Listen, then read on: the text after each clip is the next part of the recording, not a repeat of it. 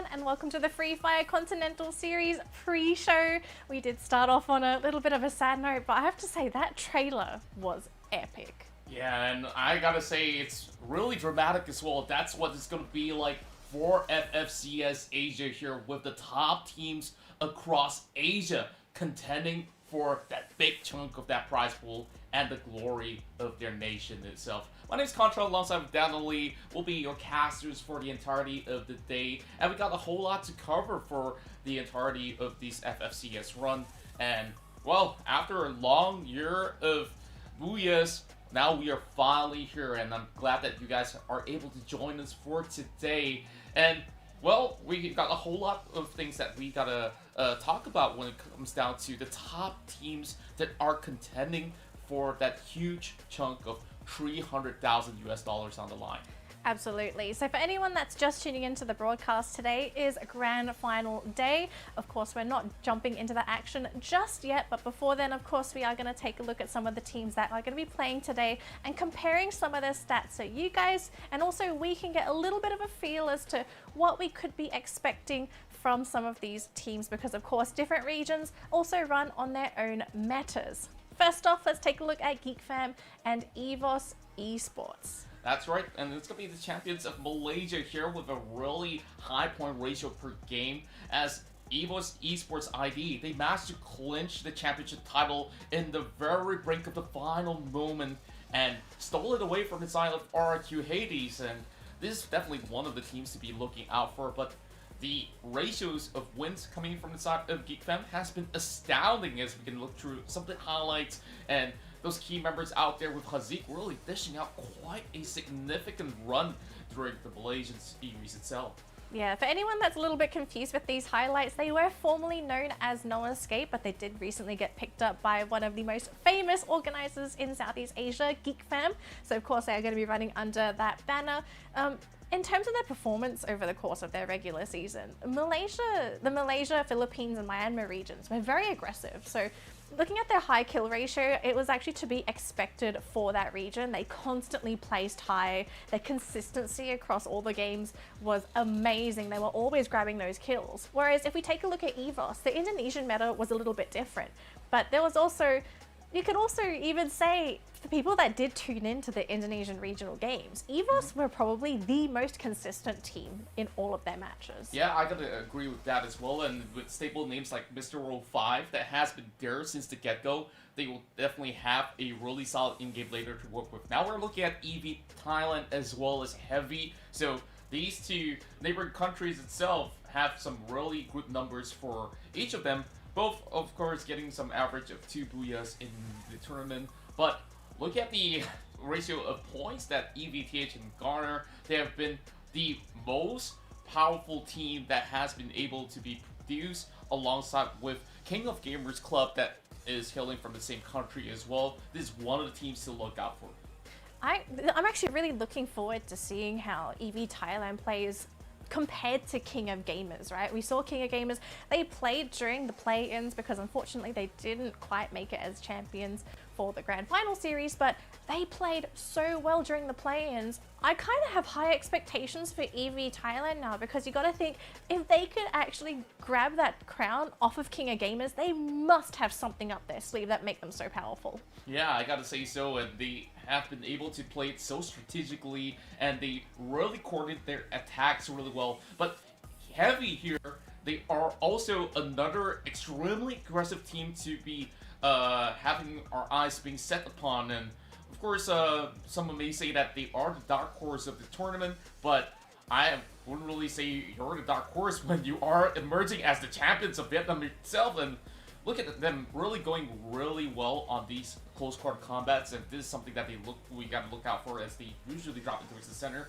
And also we have House of Bloods of Pakistan as well as Total Gaming. So these two, of course, gonna be having a whole lot of all these fans cheering for them, hailing from both respective countries out there. And just look at the numbers once again. House of Blood really is that team that has been packing a punch throughout the entirety of the season.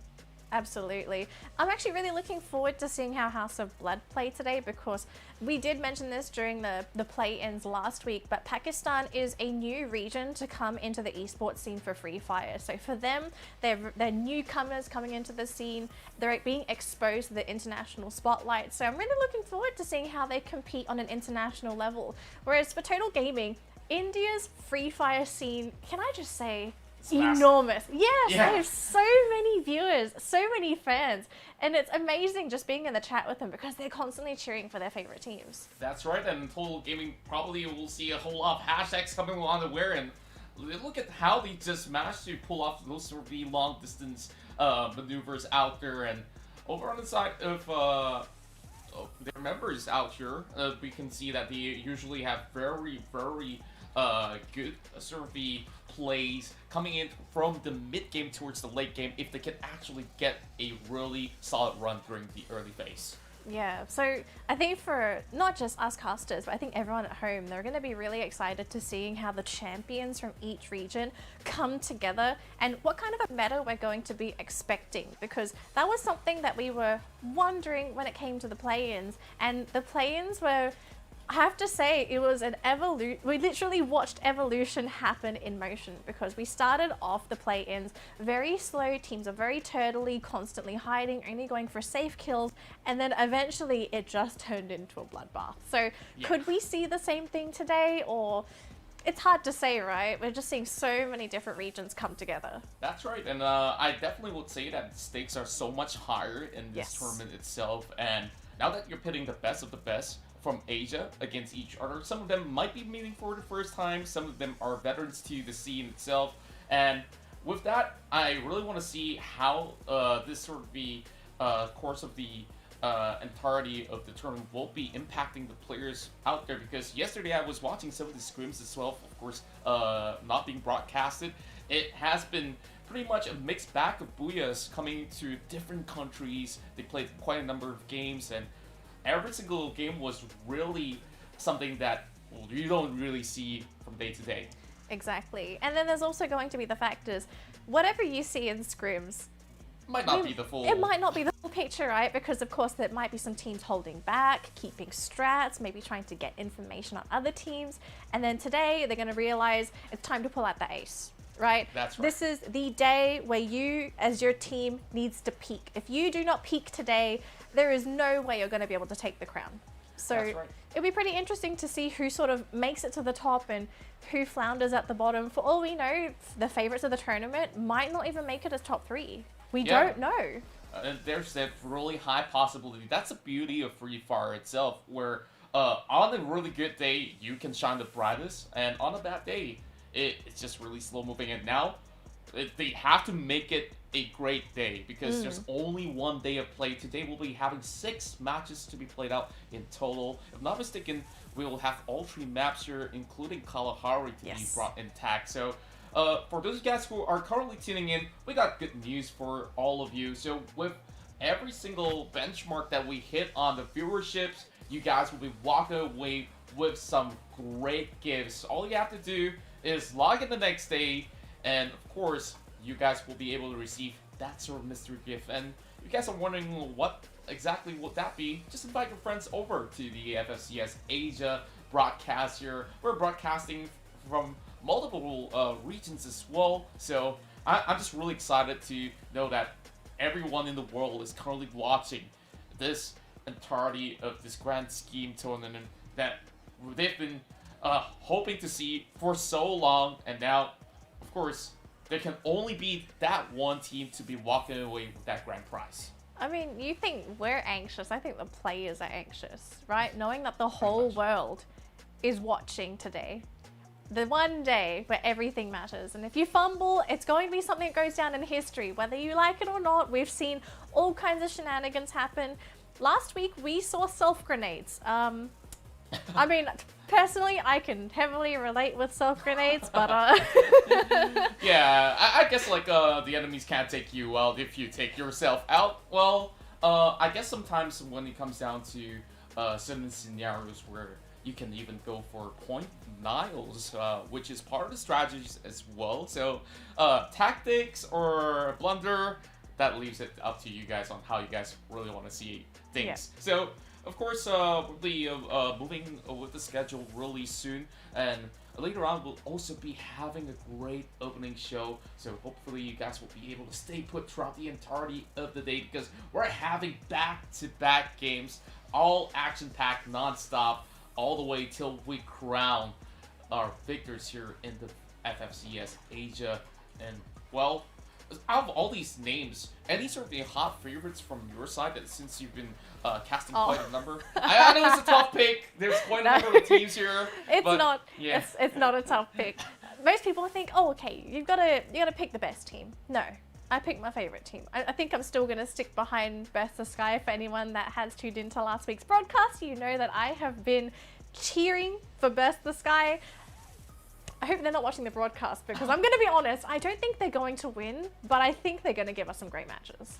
Yeah, I'm pretty sure that they'll be giving us their best for today. Same goes to the rest of the teams that are Fingers crossed, of course. Yeah, and for myself, there's so much talent in this pool. I can't really name a specific one that I want to see taking the entirety of the championship by the end of it all.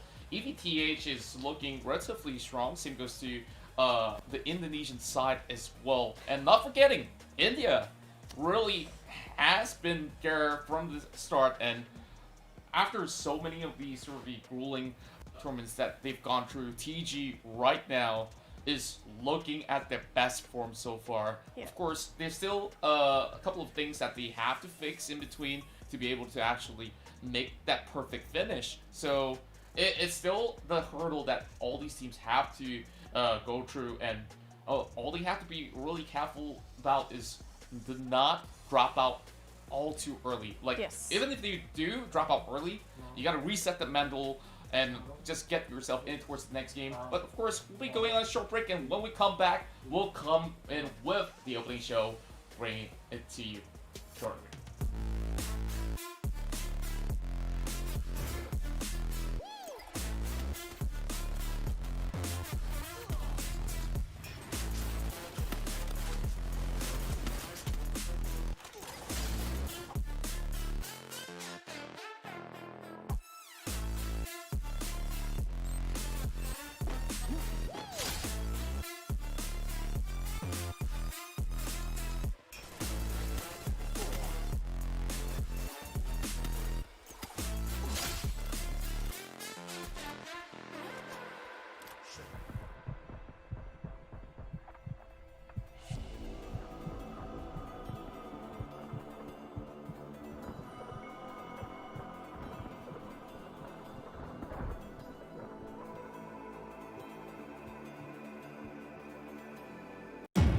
Victory is yours.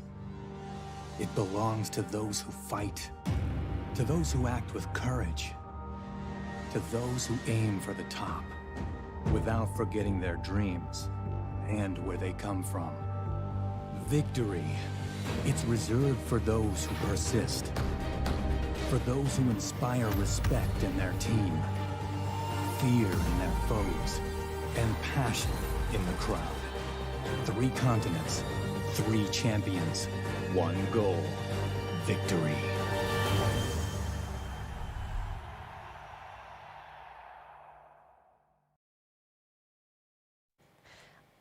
And welcome back once again. This is the FFCS Asia. Of course, we're really excited to be opening up the show right here. And no idea. We are just as excited as you are. My name's Contra, alongside with Danley here. We are your hosts for today, or the casters. Well, technically, we do have another host coming on our way. So, news is this. We just got ourselves a backstage access to the opening show itself, and I really can't wait to see what sort of a performance that we're going to be having before we kickstart our very first match itself. So, we'll be also talking to you about, all the sort of possibilities of things that can happen by the very end. Exactly. I mean, I don't want to spoil the show because it is going to be a spectacle, so don't go anywhere. If you haven't gone to the toilet, if you haven't gotten your snacks or your drinks yet, don't go yet. you're after. Okay, I'll let you know when you can go get your snacks, but do stick around because we're going to be showing off some really fancy stuff for you guys at home. But yeah, before that, of course, we're going to be waiting for the thing. So we're going to be talking about some of the matches that's going to happen today.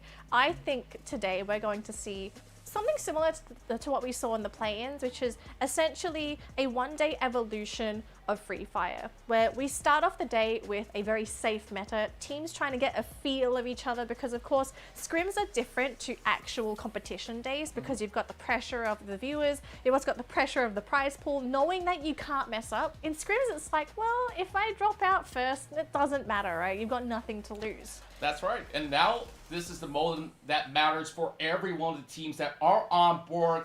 And before we kickstart the entirety of the match, now we would like to definitely invite our very special host that will be hosting the entirety of Run. And we will be welcoming MC Kelly to be introducing us what will be happening behind the scenes before we kickstart our opening show. And here we go. Let's give it up for MC Kelly. Hola a todos. Hello everybody, I am Antonio. I'm taking over now because Kelly is still in the dressing room. Let me give you a quick introduction on what's happening so far. We've already crowned our first 2 Continental Champions at the Americas and EMEA Series. To wrap up the entire Continental Series, let's find out who will be the next team to emerge as our last champion. Here at the Grand Finals for the Asia Series. But before we continue, it's time to find Kelly.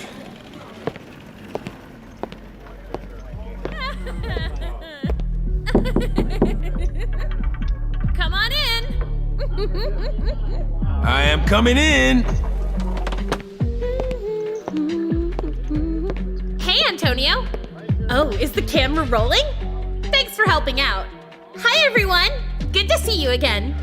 I am still trying to wrap up my makeup. Man, I never understood why there is so much makeup to put on for ladies. All right, I shall leave you to it. Hey, let's see what Moko's doing now. What's up, Moko? Hey there. I was watching some highlights from the Americas and EMEA series. The teams were amazing, don't you think, Miguel? Miguel? Hey, Moko! Check out my moves! Can't wait to bust him out on the stage again! Yeah. I've seen that move 1,000 times. I've also seen it during yesterday's Americas series. Save your energy, guys. Let's take one selfie before our final performance. Who knows when we'll get to dance together again? Let's do it. We'll share our photos with you on our social media. Remember to leave your comments saying that you want to see us again. Ooh, it's about time. Hey guys, let's go get changed. Please help us guide our cameraman to the stage, buddy. Wait, we're getting a backstage pass straight to the stage? Are you serious? Oh my goodness. This is actually exciting. Alright, where should we go now? Is there a guy? Wait, it's Mr. Waggers! Mr. Oh, Wagner! hi! Hey! Wait, where are we Sure. going? Lead us away. He's just excited as we are. And, okay, I guess we'll just follow him right now. And here we go.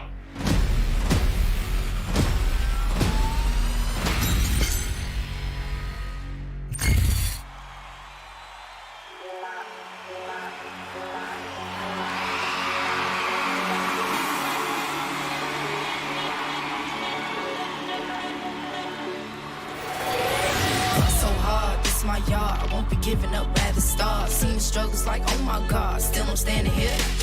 Took my chances, play my cards. Now me and my team go far. Won't give up, I'd rather starve. Baby, hold on, hold on. Fighting through the pressure now, I made it, won't stop. Hating is whatever, cause I made it to the top. When you got the pressure, now we see what you got. You hating is whatever, now we got this on live. Yeah. Ain't no sexo with a lick. Get it hit you can complete with it. En tu mente como una locura. Te pega la bala like booyah. I live in your status so critical. Dada la chamba like glitter. Me meto en tu mente lo que hice. Quemando todo lo que existe. Tú Tô no jogo, então avisa lá. Pronto, preparado, eu vim pra ganhar. Deitar os caras, eu vou amassar. Mostra pra eles como é que se faz. No Free Fire nós tá demais. Ao nível que nós tá, vão querer reportar. A bola vai cantar. Feel the pressure trap is coming, coming. You better watch out. I'm on fire, baby, burn it, burn it. MVP like no one knows it, knows it. I'm too good for you, I'm too good for you. Icky Max. Me, baby, I'm a J minus, got I can take a show, like whoa. Man, days of the mess, but they I'ma get ya break, cause it's two-way out. Sure you can't win, cause I'm too good and I'm on my grind. Oh, 샤베리 나를 걸어주고 또 시작 틱탁 My friendship straight, you are regular. My money looks straight, you are regular. I grind on way to my 2K when I yoko many I get my bag. In your head, don't better, bro. I'm crucial, my competitors.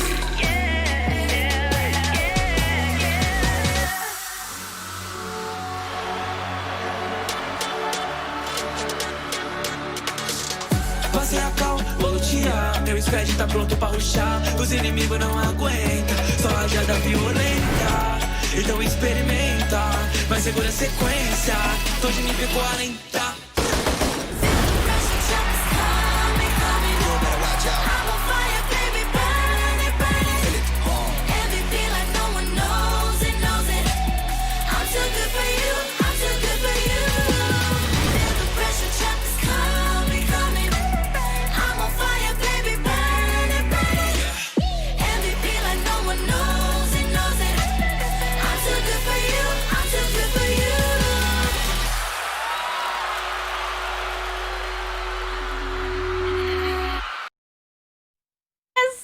Yes, we need more. Yes. Wow. Yes. Oh, that's so good. What a trailblazing performance coming in from the Trap Squad. I absolutely love it. It was so good. Oh my gosh, I want to cry. It's a good cry, but I want to cry. Wow, that was so awesome. You know what though? I really want those to come as skins. Yeah. They have to come as skins. If they don't come as skins, I will cry. They look great. Like, before they even dress up, like, wow, Miguel just changed 180. Like, the hair, the whole swagger that he put on. Man, I didn't really expect it to be so explosive, but I'm absolutely enjoying all that we have, and that's your opening show to kickstart our very first run here. And before that, we got some special announcements to make. You guys can log into Free Fire on 30th November to redeem the 10,000 live viewerships reward from 12 a.m. towards the entirety of the day. Make sure you guys log in tomorrow to be able to claim that, and there's gonna be a whole lot more to come.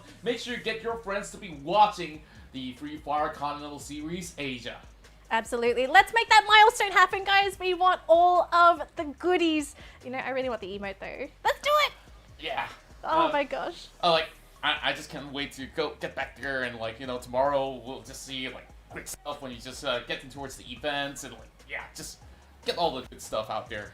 Yeah. So let's spread the love, guys. Let's make sure Free Fire hits those milestones, and let's try and do it together. Let's try and get all 3 milestones before we start the first game today. I think we can do it.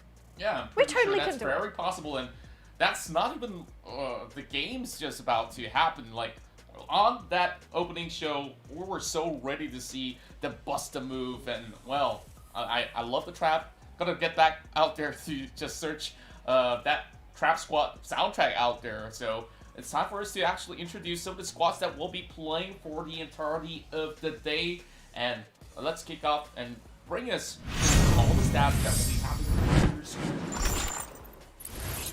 Alright, so we're going to be taking a look at EV Thailand right now. This is the full roster. Make sure you remember these faces, folks, because if you've never seen them before, you might be looking at your new favorite player. Here we go, King of Gamers Club. These guys came in from the play-ins. Fantastic team. Looking forward to seeing those guys play. EXP Esports, another team that is coming from the play-ins, and no, we are not kidding, Poongod, he is a young prodigy, so of course a lot of us are looking forward to him. We have Evos Esports coming in as well, looking fancy for the grand finals. Yeah, and of course not forgetting RRQ Hades here with Chansu, Legalov, Lenman, Uknor, as well as Pac-Man, that has been able to have such a run in the Indonesia series. And who could forget Heavy's fantastic performance from the Vietnamese side, and you guys really gotta watch out for them, as well as VE Gaming here, because they are about to cause quite a scene in towards our matches for today. Alright, next up we have Best the Sky, my favorite team that I'm cheering for. If you don't have a team to cheer for and you don't know who to cheer for Best the Sky, because these guys are going to give us some fantastic matches. Let's not forget Total Gaming Esports as well. I'm actually looking forward to seeing how these guys play. They actually might be able to make India proud. That's right, and not only that, we also have Geek Fam from Malaysia that will be the hot favorites from the respective country, and we also have House of Blood hailing from Pakistan with Danny Gunshot and Tristan will be bringing up the show, and we also have Team Knights coming in the way as well. I believe this is from Chinese Taipei that will be joining us for today, and this is going to be your point system that will be carried out for the entirety of the tournament. Every single kill that you get will be rewarding 2 points for the respective team, and the Booyah will be giving them 20 points in total. Yep, so points are going to be very important for some of these squads. We have seen some teams prioritize placement over kill points, but of course there are some teams that have had fantastic kill scores, so that even if they finish in the middle of the pack, they've been able to keep up with the leaders just because of those kill points. All it takes is 10 kills to secure the same points as a Booyah. That's right, and if you walk away with both 10 kills and a Booyah, you will really get a huge amount of lead, and with that, that will be the game schedule for today. We'll be rotating between Bermuda, Purgatory, as well as Kalahari for 2 maps to be played out throughout the entirety of the day. And all the teams really have to adapt to all these sort of different scenarios, yes, as well as the terrains. So hopefully they have already mastered the ins and outs of Kalahari. I'm pretty sure that they've been playing a whole lot in Bermuda as well as Purgatory for a couple of years already. But Kalahari, newly introduced this year itself, it's going to be pretty exciting to watch. Kalahari has to be one of the most dynamic maps out of the two, just because there are so many factors you have to take into consideration when it comes to playing on Kalahari. Of course, here is the total prize pool breakdown. Coming in first place will net you $80,000.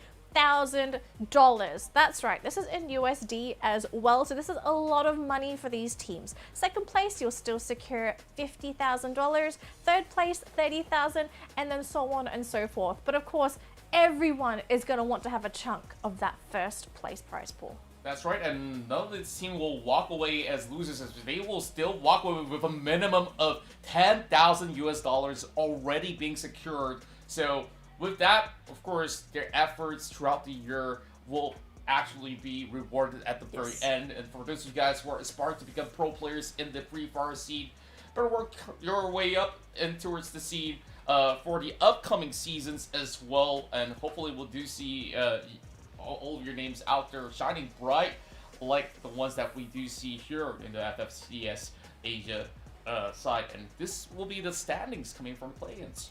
Yep, so for people that didn't tune into play-ins last week, we had them happen, and this consisted of teams that placed second or third in their region, and only the top 5 are going to make it to the grand final today. So of course, King of Gamers Club absolutely dominating the play-ins, and I know a lot of people are looking forward to them playing in the grand finals today. Also, EXP Esports, Burst the Sky, RRQ Hades, and V Gaming will be the following 4 teams to also join us for the grand finals. Onyx Olympus, they were so close, but unfortunately they landed in 6th place because their placement points, it didn't quite meet the same expectations as V Gaming. So V Gaming were able to make it through, and Onyx have just missed out, which for Onyx, it's really got to hurt last week. Yeah, quite a bummer, and especially when you actually walk away with 24 kills in total. Like, that itself could be very, very demoralizing, but then again, there's still going to be another survey run for them in the future. They already tried their very best. So for us to be moving forward with the show, we'll be talking to some of the players before we get ourselves in towards the game. So I really do wonder what's their current state right now, because we are excited. We do have a little bit of butterflies on the stomach, even though we were just the casters. But hey, the players, they got something to say. Absolutely. Let's take a look and see what these guys are feeling before we jump into our grand final day. Keunikan tim gua sih paling selalu kompak gitu, berusaha kompak, menang ataupun kalah gitu. Harapan gua di play-ins ya pastinya lolos, kalau bisa nomor 1. Strategy and play style different countries की बात करें तो हमारी country में क्या है कि starting में कोई स्क्वाड दिखती है तो हम उनसे फाइट लेना स्टार्ट कर देते हैं और बाहर की कंट्रीज़ में क्या है कि वो इतना ट्राई करते हैं कि लास्ट जोन तक हम बने रहे तो यही डिफरेंस है हमारे सर्वर और दूसरे सर्वर में Medium sekarang kami lebih yakin dengan tim sendiri dan percaya dengan skill masing-masing. हमारा जो स्टार प्लेयर है वो कई है तो उसका जो गेम प्लान होता है वो ये होता है वो हमसे रनिंग गेम एक्सपेक्ट करता है, रश गेम एक्सपेक्ट करता है, किल ज़्यादा से ज़्यादा करने होते हैं गेम में। तो बाकी की प्लेयर्स की स्ट्रेटजी उसके अराउंड इस तरह रिवॉल्व करती है कि हम तीनों का भी माइंडसेट रश है, हमने किल्स पे फोकस करना होता है तो एंड गेम तक इनफ स्किल्स हम कर लेते हैं कि उसका जो फुलफिल हो जाता है गेम प्लान जो उसने एक्सपेक्ट किया होता है हमसे, उसमें स्ट्रगल नहीं होती थी। น่าจะเป็นผู้เล่นครับเพราะสกิลเพลย์แต่ละคนก็โหดไม่แพ้กันเลยครับแล้วก็แผนการเดินเกมของพวกเราก็ดีด้วยครับทีมกลางวงครับถ้าเจอคนข้างหน้าก็ใส่อย่างเดียวจากที่เราเข้ารอบชิงมาก็คงตั้งเป้าไว้ที่สูงสุดครับ1 ใน 3ครับผมถึงตรงนี้ก็ได้ทุกทีมครับผมเอาหมดฝากส่งกำลังใจเชียร์เราด้วยนะครับเราจะทำให้ดีที่สุดเดี๋ยวรู้จัก Thailand โน1แน่นอน我们其实很敢打，我觉得我们的队伍是在就是蛮稳定的，都可以进到最后几圈，不太会有那种落地成盒的情况出现，我觉得这是比较重要的。đây là lần đầu tiên chúng tôi thi đấu thế giới và lợi thế của chúng tôi là được thi đấu trên chính sân nhà của mình và cái sự tự tin và nhiệt huyết của chúng tôi rất là cao. Nếu phải quan tâm đến một quốc gia nào khác, chỉ có thể là Việt Nam thôi, vì 3 team ở Việt Nam quá mạnh. Theo tôi thì các quốc gia mà tham gia FSC lần này, quốc gia mà tôi cảm thấy là nhanh nhất là Việt Nam, cụ thể là Vgaming. Hết. Well, I can see a lot of the teams are just saying they want to get number 1. I don't blame them. It's $80,000. Yeah, you can see the confidence oozing out with all these teams on board, especially from Vietnam's V Gaming. They're definitely one to look out for as well. They played some fantastic play-ins just the other weeks that we saw, and then there's another announcement out there as we have already hit the benchmark of 25K of live viewers out there. So make sure tomorrow or by tonight when the clock strikes 12, you guys can log in for your rewards. We're not going to tell you what exactly is it just about yet, but well, you guys will find out what's in store for you. And you only have 1 day to claim your rewards. So if you don't log in tomorrow, if you don't log in tonight after midnight, you will miss out on those rewards. So make sure to log in and claim your rewards, because if you miss out, that is basically going to be it. But of course, excitedly, we are happy to announce that the match is just about to begin. So let's jump into our first game of the day.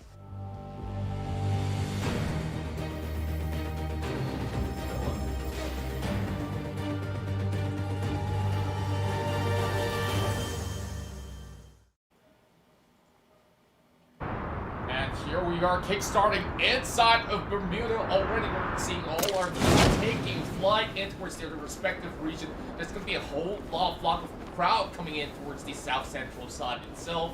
Well, there's going to be Cape Town up for grabs with a whole lot of loots out there. But you can see that peak is left absolutely empty. And here we have your favorite team, BTS, already on the duke out with RRQ Hades. This is actually very scary, because for everyone that tuned in to the play-ins last weekend, RRQ is a really aggressive team. The way that they played their first 3 matches, they were pretty much hunting down teams, and every time they were hunting down teams, they knocked out the entire squad, or I think the most survivors you would have is 1. Luckily for Burst the Sky, I don't believe they're going to be running into any crossfire with RRQ. They actually just decided to leave the vicinity, so they're going to have to try and loot elsewhere, but this will delay Burst the Sky's opening. Yeah, I got to say that they're not really looking to contest in the initial stage. But as for the side of the Knights, they are really in close proximity against the likes of V Gaming, where Crazy is all alone. But it seems to be that he's managed to be able to send the rest of the Knights out of the way. So that's good going for the Vietnamese squad so far.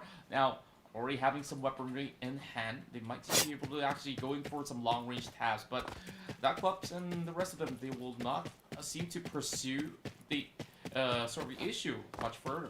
Yeah, we still have RRQ Hades to continue looting in that vicinity. Geek Fam is nearby, and I do believe Apis, he's actually looting away from his team, maybe trying to get some scouting vision to see if they can maybe spot any other squad members from opposing squads in any nearby vicinities. But it seems like for now everyone's playing in the dark. They don't quite know where everyone is, so I don't think we're going to be seeing any early game action as of yet. I was actually quite surprised during those first 2 drops where we saw a couple of squads pretty much land in the same area.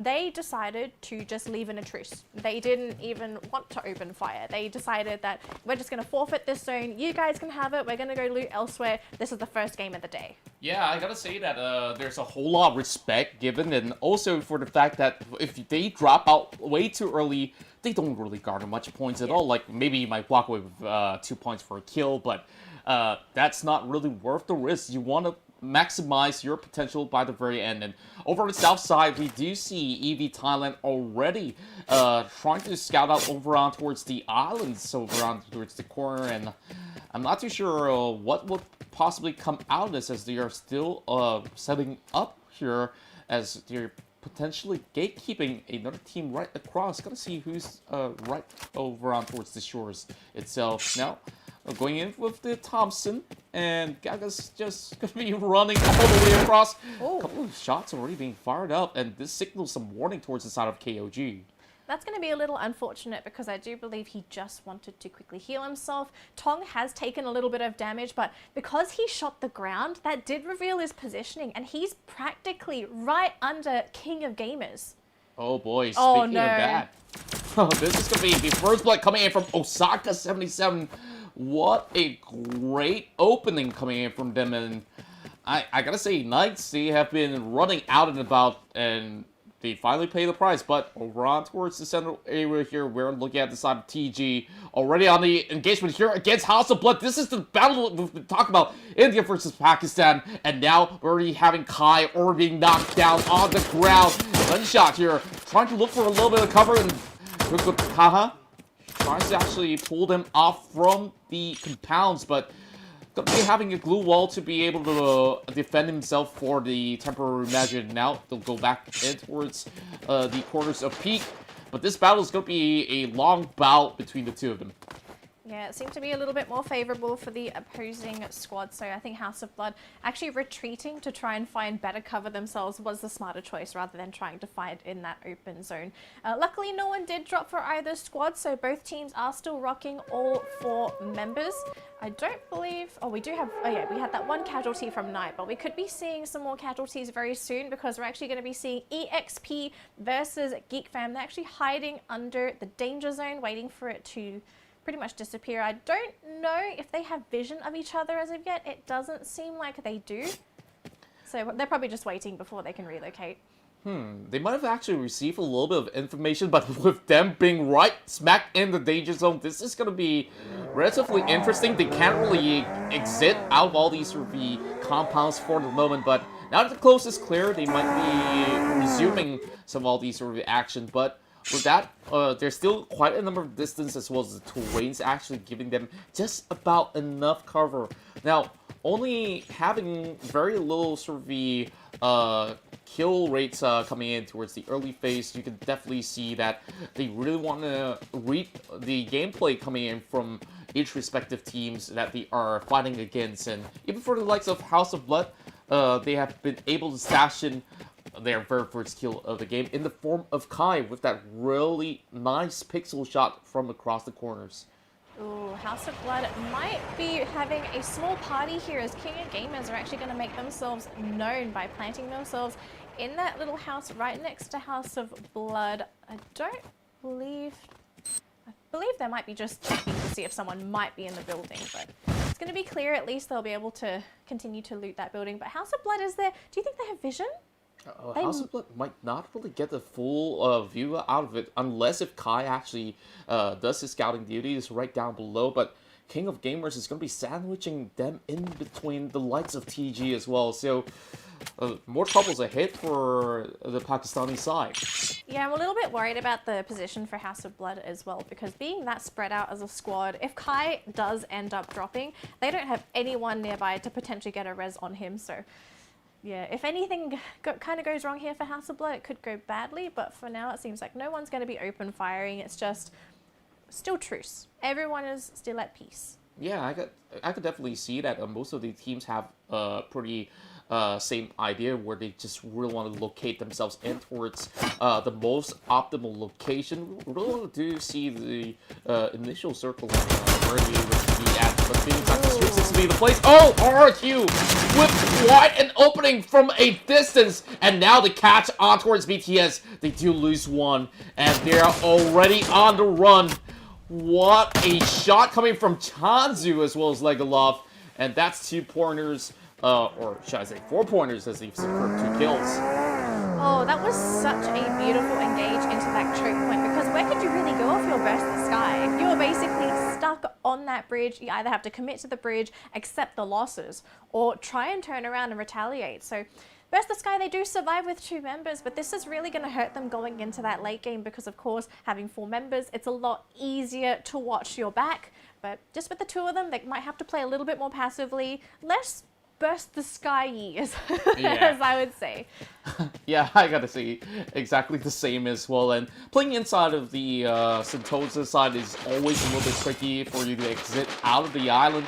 And now, seems like we do have a full commitment coming from the side of House of Blood alongside with King of Gamers. And now, with that commencing, that is going to be running across the street, but he will be caught out, and this will be a close part of fight here. Toyotaha wins out the shotguns, and he tries to pop them off, but they do get a little bit more cover, and the Geppo that will be able to finish off the kill over on towards Kai.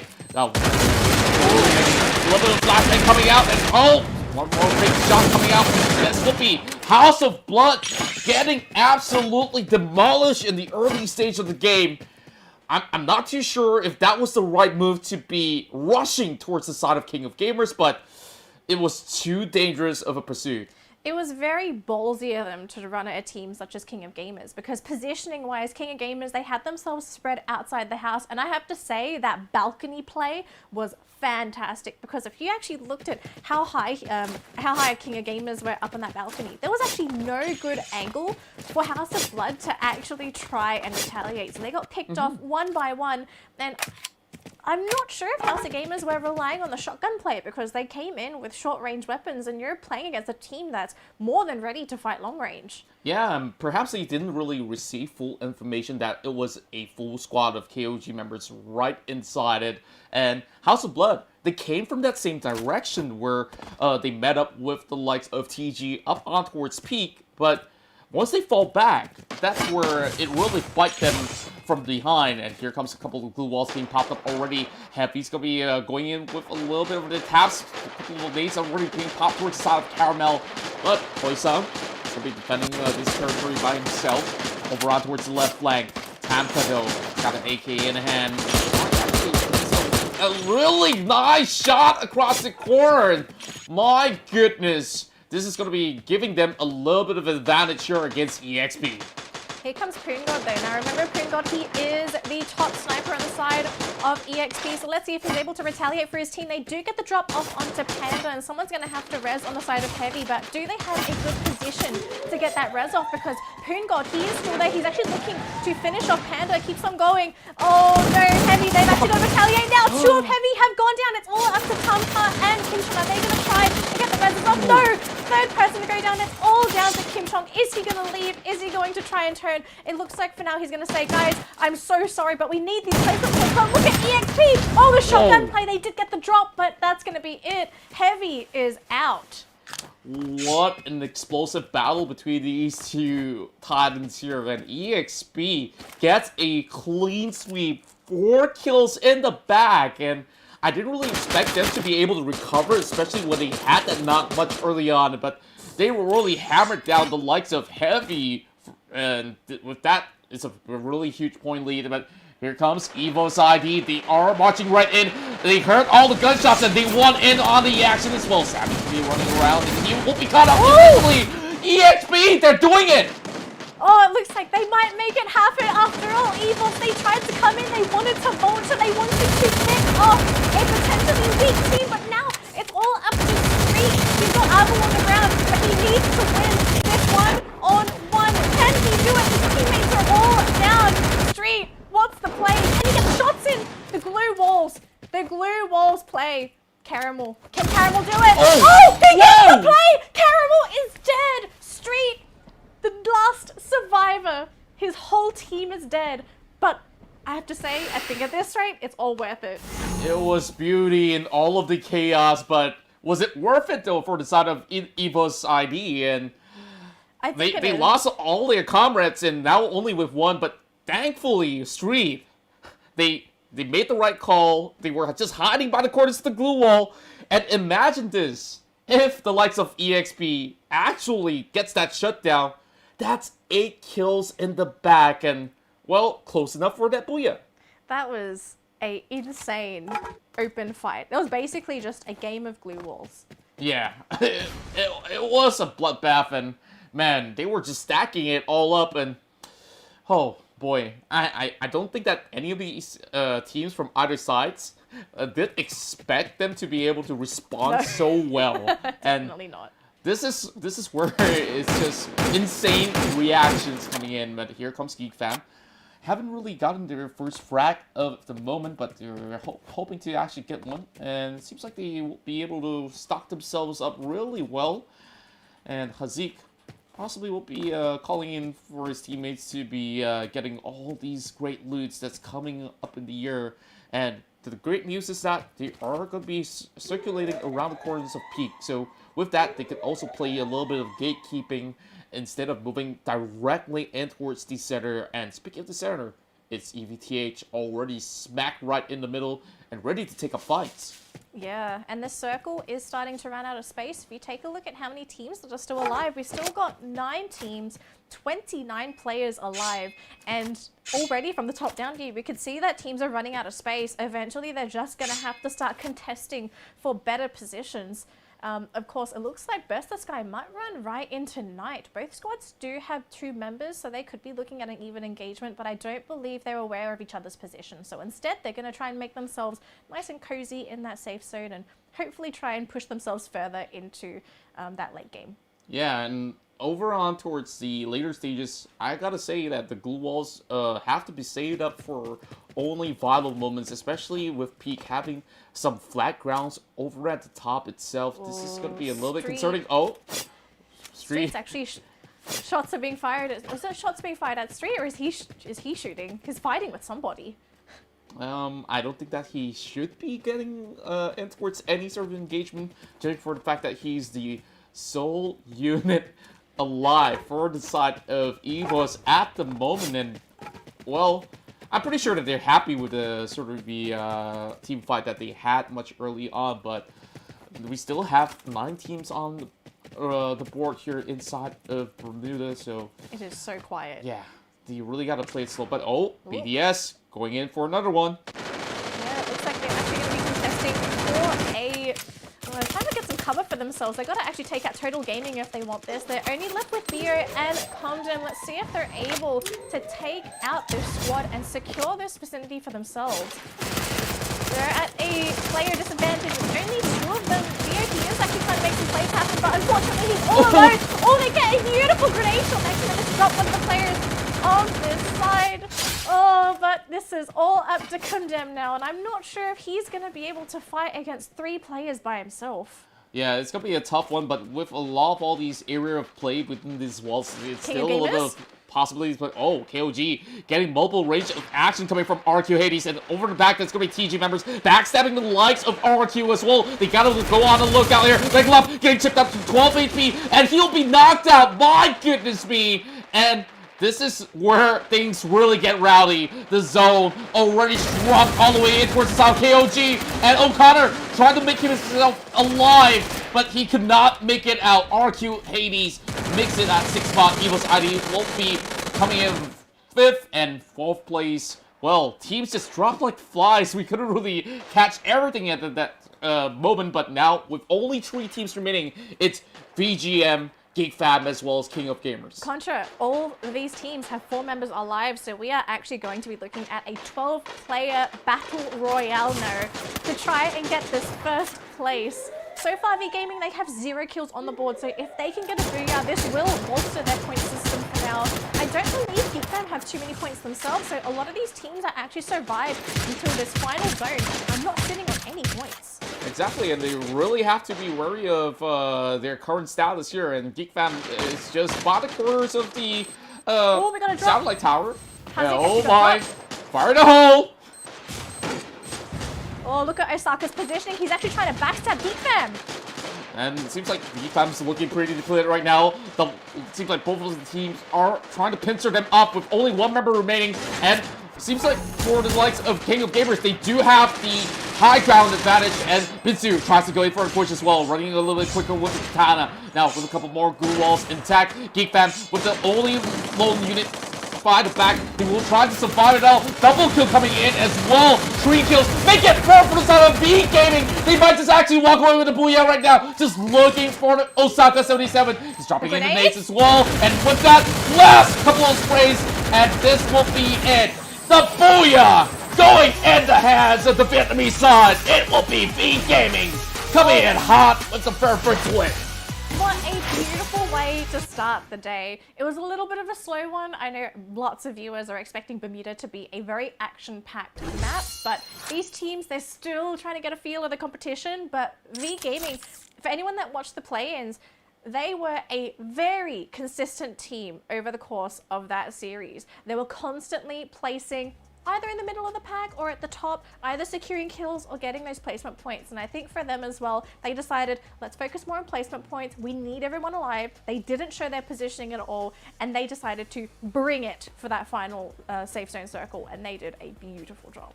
I absolutely gotta say that was a spectacular play coming in from all the teams on board. Though the kill ratios for the top 3 teams on board were not really as high as the ones that we saw early on with those fights coming from Heavy as well as EXP and Evos, but it was still a really good run out there with each respective teams. They were taking sides on the corners of the circle, and eventually with KOG, they had the high ground but no covers to work with, and V Gaming, they were in the last couple of compounds that were left available, and that was what they leveraged on to be able to secure this very massive win. And, well, the faithful shall be rewarded coming from the play-ins all the way till now.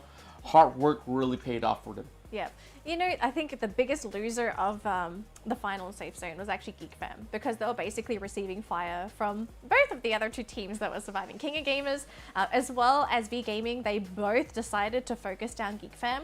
If it went a little differently, if they maybe focused on King of Gamers instead, maybe we actually could have seen Geek Fam come in second. But sometimes you can't control who focuses who, you just have to kind of take the brunt of it. But it's a tough way to come into that late game. Speaking of this game, I'm really interested to see who got most of the kills. Personally, I'm of the impression that I think EXP got most of those kills. Yeah, I gotta say, like, after taking out the entirety of the side of Heavy, they got 4 points out there with another 3 members down from the side of Evos Indonesia. So that will make it in towards a total of 7.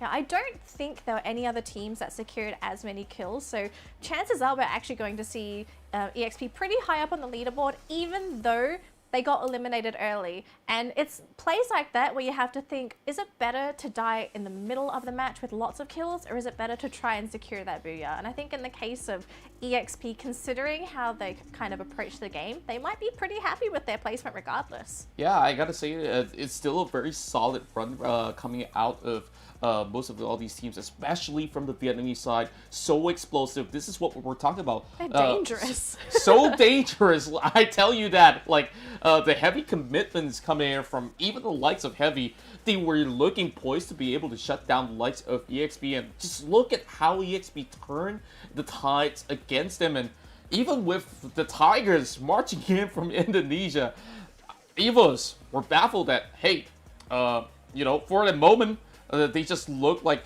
they were about to lose it all. But lucky enough, they were really in close proximity with those school walls intact, and that's where they still managed to still get that very final kill. But on that sort of final bout out there, when we saw, of course, King of Gamers alongside with the likes of V Gaming, who have just won the Booyah, I really gotta say, this sort of the firepower that we saw was so massive. Like, we just mentioned, like, oh, it's gonna be a 4-on-4-on-4.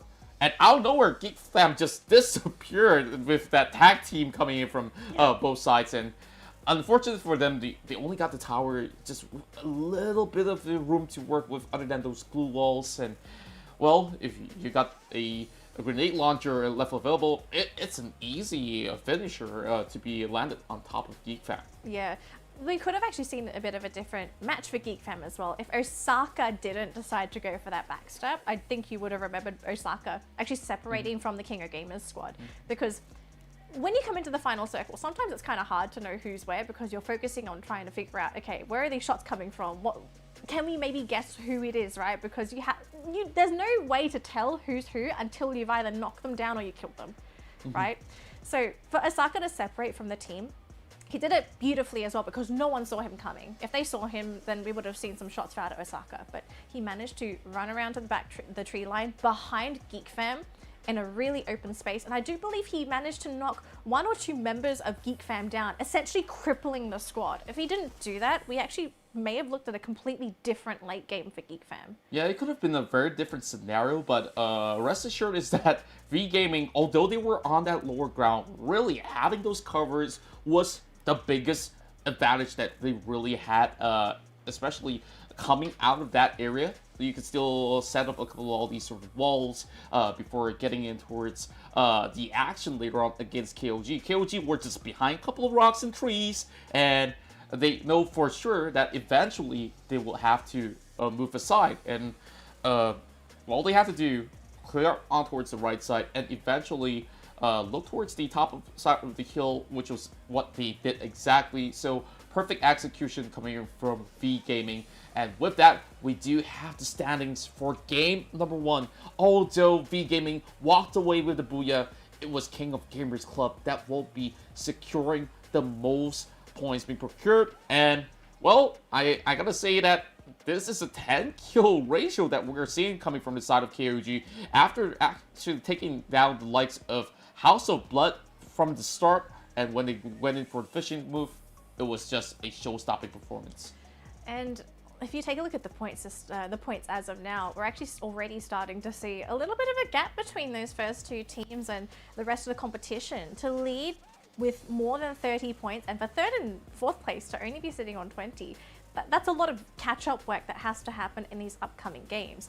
And it makes the competition wonder, is anyone going to be able to contest with King of Gamers? Because I have to say, watching this team in the play-ins, they were terrifying, and it made me wonder, are they going to play this good during the grand finals? And of course, they're already starting to show off.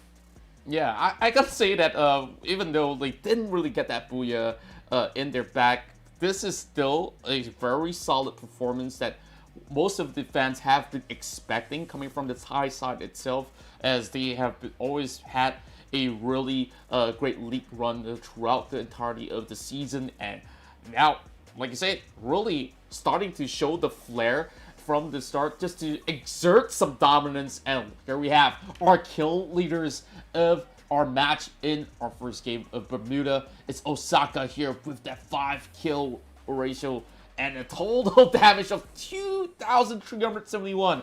And the rest of the competitors nowhere near to these numbers. No, it just goes to show how much impact Osaka has in these engagements. The total, some people would think, oh, total damage doesn't matter, only kills matter. In Free Fire, if you are able to land most of your shots, you are a huge asset to your team because it means there's more of a chance of someone to get knocked down by one of your teammates. So for Osaka to have that much impact, you have to think, is Osaka the key player? Well, I gotta say that he's definitely one of the key players coming in from the side of King of Gamers Club, but you cannot really count out the rest as well. Without the backbones out there really putting him in towards the spotlight, and then of course it will be way harder for him to perform. But other than himself as well, we do see it was a really good tactical play, especially when that challenge came in from the peak region where House of Bloods were coming in. And you were mentioning that those sort of angles were a little bit tougher inside of House of Bloods, but it was Osaka that went in to initiate. And once again, let's look at the highlights here to be covering this hectic moment over on towards the Bimasaki Street. Yeah, this was a little bit of a sad situation here for Heavy because most people would assume the team on the high ground should have the advantage, right? They would have more cover to work with. They should be able to also have more vision advantage. But it just seems in a one-on-one team fight, EXP are just the clear victors. Their close engagements are beautiful. Whereas Heavy, you could tell the team was kind of in disarray. They didn't really know how they wanted to approach EXP because EXP ran at them. Yeah, and speaking of running at them, the next one to run right at them was Evos Esports here, and they were in the brink of death as well, but that very clutch moment out there that really stole the show came down to this point where Street just went hammering them down, and look at everything they got was put on the line. They were even exchanging for a little bit, just crossing each other, tapping on the shoulders, and they call it truce for a moment. And this is where the final blow came right in, and yep, he got the shotgun ready, and that's where he just closed up shop and walked away with that 4 kills. But losing the rest of the members here was quite a damage being done towards the Indonesian side, but they still lasted pretty long in the game until this moment. We saw BTS. They were going in with the invasion, which I'm not too sure. It wasn't really great launcher right down below, but it's all too messy if you ask me. Yeah, it also, you could also argue as well that they probably didn't have enough information as to knowing where everybody was. So leaving Bio on that low ground by himself, he was leaving himself very vulnerable. Maybe they were thinking someone was going to be on that second floor. And to find out that no one was there, Burst the Sky probably thinking, okay guys, we're kind of messed up here. But I mean, what can you really do? You're already fully committed to try and take a small compound by yourself, but you know, things happen. We're going to be taking a look at this final skirmish as well before the booyah happened. V Gaming, flawless. Seriously, these guys, you have to keep an eye out for them. That's right, and there's a reason why they were so confident in that interview, and props up to Crazy Binsu, Dark Club, as well as Mako for making a massive run of that 6 total kills that they've garnered 32. Although they are slightly behind the likes of KOG, this is a really good run for them to really kick things off on a high note. Absolutely. For V Gaming as well, they actually got most of their kills in that final zone as well. Because if you take a look at the total damage for V Gaming, this was the same damage that Osaka did by himself. Yeah, like that guy is a one-man army. I tell you that. Like I'm not even certain to say like can he actually go in for multiple team aces in the upcoming matches. We'll have to wait and tell because the next match will be inside Purgatory, and with that, that's also where most of all these Indonesian teams alongside with the Thai side really do shine, especially with their really slow methodical gameplay. And this is where most of all these teams will be bringing out the snipers as well that will be coming in towards effect. I can't really wait to see what's going to be happening because the very first dish that was served on the plate here was just looking absolutely delicious. But man, this booyah, I gotta say, it wasn't just about that sort of B2A battle. It's also how V Gaming executed that push from a low ground terrain all the way upwards to be able to put a full stop on King of Gamers. And if King of Gamers actually took this win, imagine the disparity in the scores. Yes, actually, I could really see what you're talking about there, because if, let's say King of Gamers got the Booyah there, they would have gotten 4 kills on top of that Booyah as well. They would be sitting really pretty 4 points. Yeah. So King of Gamers, so they are still leading the scoreboard as of now, so we're going to have to see if their reign continues. As they dominated the play-ins, are they going to dominate the grand final as well? I'm going to jump into Purgatory in just a moment, but it seems like we've got 2 more minutes to go before the next matchup, Contra. So that's right. I guess we'll be catching our breaths for a little bit before we get ourselves in towards our upcoming match. And with that, we're not going to be moving in towards ad, so you guys can just sit right through the entirety of the day. Well, technically it wouldn't really take you guys all too long, because all these games are so action-packed. Man, all these minutes just fly by like seconds. Well, exactly right, because everyone's looking forward to this next matchup. I want to see how these teams adapt as well, because we've just had the first round of the day, and of course some squads are going to have to start making some changes. And I think a lot of the biggest losers that we kind of saw in that first matchup was any team that played on the outer zone just got picked off. Yeah, I gotta say, initially we saw teams like the side of Team Knights that were getting clipped off early on, and we saw that hot drop coming in for the side of Team Knights, and they were scattered all across the region, running like headless chickens, if you ask me. And it was very uncharacteristic to see such a team with high caliber to be doing so. But understandably why, like, there's a lot of respect given to those that secure majority of a certain township itself. So with that, they kind of give a little bit too much of that respect. Instead of trading back, they walk away with nothing.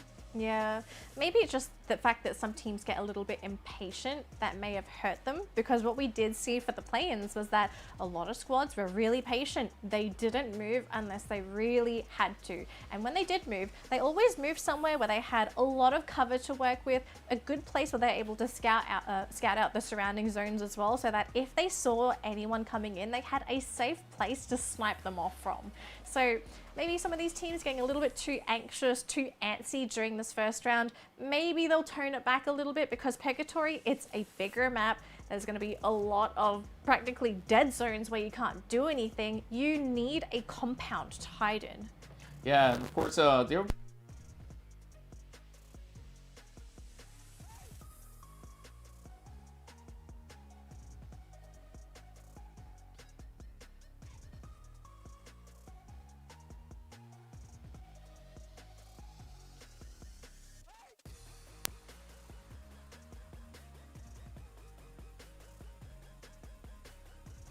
Oh boy, that was quite a rotation coming in from most of all these squads out there, but yeah. We had that last week. We had the Moat House Circle, and it was interesting. For anyone that did miss out on that Moat House engagement last week, go back through the VODs after today. It was a treat. Yeah, and who knows, it might just happen again here in the FFCS Asia Finals here. And remember, ladies and gentlemen, you guys can log in tomorrow to be able to claim your live stream viewership gifts out there, as we have already hit our milestone out there with the 25K mark. And thank you all for always supporting us here in the Free Fire. All thanks to Garena as well. Now, over on towards the western side, it's really surprising to see that only EVOS, sorry, EVTH will be over on towards the Marbleworks over on towards the corner, but oh my goodness me, look at this flock of crowds right down below. Oh my gosh, this is going to be one hell of a skirmish if these teams do decide to commit. They're going to try and figure out if they can actually get enough loot to feel confident to jump into these fights first. But so far it seems no one's actually going to get some shots in as of yet. But we've got House of Blood versus Burst the Sky. Now, who makes the first play? Oh, they got vision. They have vision. They see. Nope. No. Truce. Truce. Okay. It seems like they're just going to be hanging by the walls. It seems like they just don't feel confident to actually go for this first skirmish. I feel like they really need to actually make the first move, and whoever gets the first drop might just be able to be walking away with the entirety of the kills. And this situation is looking relatively tense. House of Blood did not looking to go in towards any sort of entry point, but Kai, he will be the first one to be clipped downwards, but he still have a little bit of HP to work with, I hope. And with that, very little weaponry on some of the hands out here, and still back, trying to get themselves ready for any sort of invasion coming in from multiple angles here. But what can House of Blood do at this moment? Oh, we've actually got a drop here onto Condemn, and he is alone. Are they going to be able to grab him back up there? They're getting some shots in. Condemn looks like he's going to be the first player to be eliminated from the match. Now it's going to be a 3 versus 4 scenario, and Burst the Sky might just regret their decision because they've lost Shin and they've also lost Loyal. It's all up to Bio, but he's all alone, and they haven't been able to get any drops on the side of House of Blood, so Burst the Sky might just be bursted out of this series. There's still a little bit of hope left. Beck is going for a little bit of revival. And now they do get one member that on foot. And with the push! What a flag coming in! Another one! My goodness! Now down towards Shin, but he will still be halted right here. What an ace coming in from the side of House of Blood. It's payback time, baby. And we've got some more payback as we see 2 more squads going in for another engagement. Show you taking critical amounts of damage. But is there anything that they could really do here positioning-wise? You have to say it is a pretty good advantage for the opposition squad. As Shoyu does finally get shot down. Arbius also exposed, trying to get the shots, but also will go down. They will be able to get 1 kill in the process, but I think Geek Fam might just be eliminated right off the bat. My goodness. The South Asia side of the squads, both Pakistan as well as India, they're stashing kills after kills, and this is another ace, and they just shut down Malaysia. TG, they were looking absolutely lethal in that one.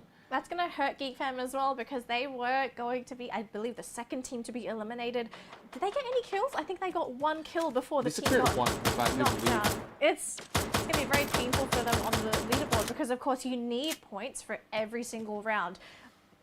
So far, from what we have seen, successful teams have been consistent. Now, this is going to be one hell of a bloodbath if this does end up being a 3-way fight because it's V Gaming. We have our EXP Esports, and we know how bloodthirsty EXP could be, but it looks like we might be looking at a truce, although, oh no, Knights. Oh, this might just be it for Tong.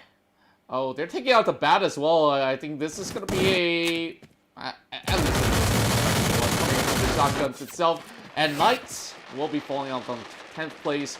Not a good start for them, but EVTH, they're going against Evos ID, and this is quite a long-range terrain for them to just play things off, but look at the backside. There's actually Heavy running over the high ground. We're not quite sure if they're going to jump into that as of yet, so we'll take a look at them a little bit later as V Gaming finally are going to run into EXP Esports. Now, is this going to be a mistake for V Gaming? Because we know for a fact EXP, they love to fight. Oh, yes, they do. Oh, what a pick coming in from the side of Pungat. The man that you mentioned is on the limelight, and he's going in for the kill secure. And this time around, it's redemption for the side of EXP. Are you kidding me? 2 of the top 3 teams from our last round have already been eliminated. Geek Fam are gone, and now the Booyah squad from our first match is also eliminated. I'm just really hyped up right now because EXP, 2 games in a row. So last match, finished off 7 kills in the back. This time, 8 kills, and none of their members even faltered. And they are showing Titans can fall, and they are just here to make their mark. Wow, this team.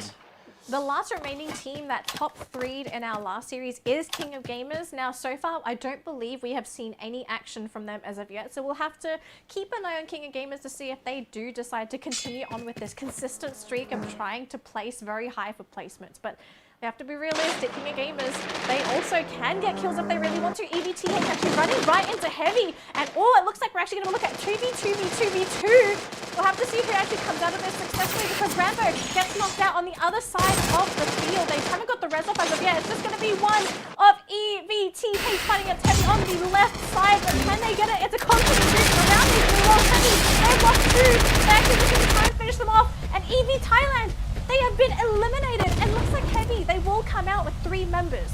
they bit too much more than they could chew right there. Like the last sort of fights that we saw in Bermuda, it was quite the similar sort of style that they crashed out as well. And I felt that they were really not in a really good position to fight as well. Like Heavy was in that sort of area. They caught that, okay, they're kind of right out in the open, but that 2-2 split that just came right in really didn't work out. Especially they were just dropping out of vehicles. There's a little bit, a couple of split seconds out there. Hold your hats. Hold your hats. Evos ID, they're coming right in. Oh boy, what's going to happen right now? Man, this is the hill of death. There's a lot of bloodbath on this. Too much casualty for my liking, but hey, it's great for all the viewers out there really enjoying the show. And man, this is looking extremely dicey. Look at RRQ Hades as well, just waiting by there. And they are strictly opportunistic, and they haven't really revealed themselves. And that itself would be something that teams would not be suspecting at all. But Heavy, they're happy enough with that 3 kills that they garnered.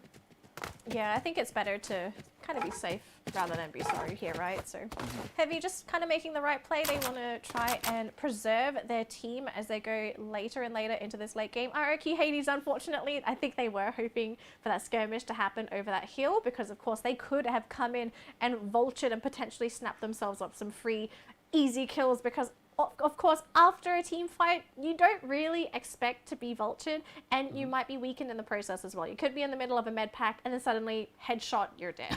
Yeah, and speaking of headshots here, you can see that RQ Hades is definitely looking for one.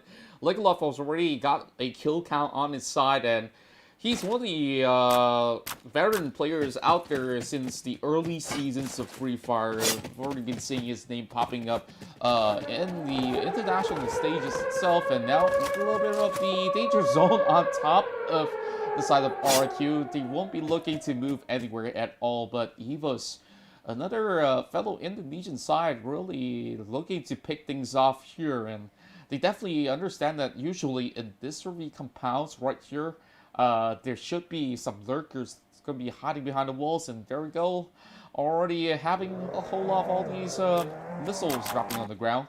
But Legalov, he's taking precautions as well. So as for Pac-Man, putting himself on risk, but yeah, Brasilia's going to be absolutely cleared out. Hey, it seems like Mr. Wagner's going to be joining us for a slight moment on the roof too.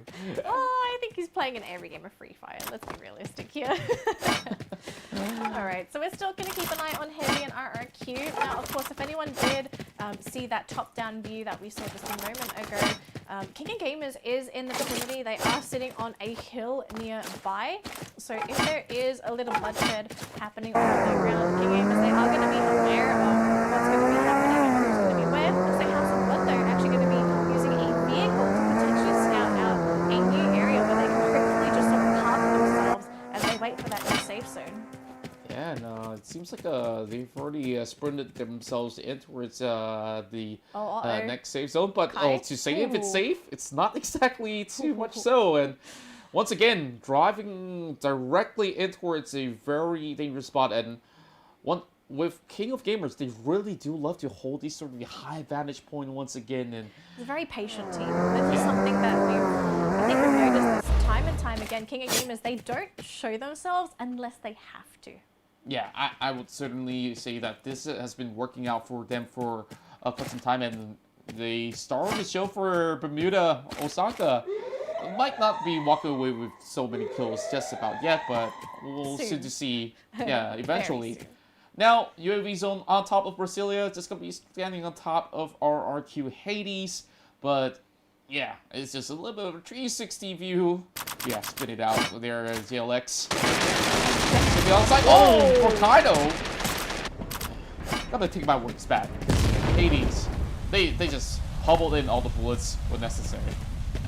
Yeah, it'd be pretty interesting to know who actually spotted who out first. Was it House of Blood to actually shoot first, or was it potentially RRQ? We didn't quite get that information, so we're not quite sure who's on who, but oh, this might be a very interesting engagement because, of course, EXP might be running into King of Gamers. I don't believe... Oh, they do know. They do know that they're there, and they managed to get a shot onto a key player for King of Gamers, onto Osaka. Yeah, and lucky enough, he will be able to still get some healing being done eventually. And yep, back to 200 HP, so he's just going to be leveraging on this hillside. But he only barely gets a little bit of glimpse over out towards the members of EXP. And mind you that 8 kills already in the bag for the side of EXP.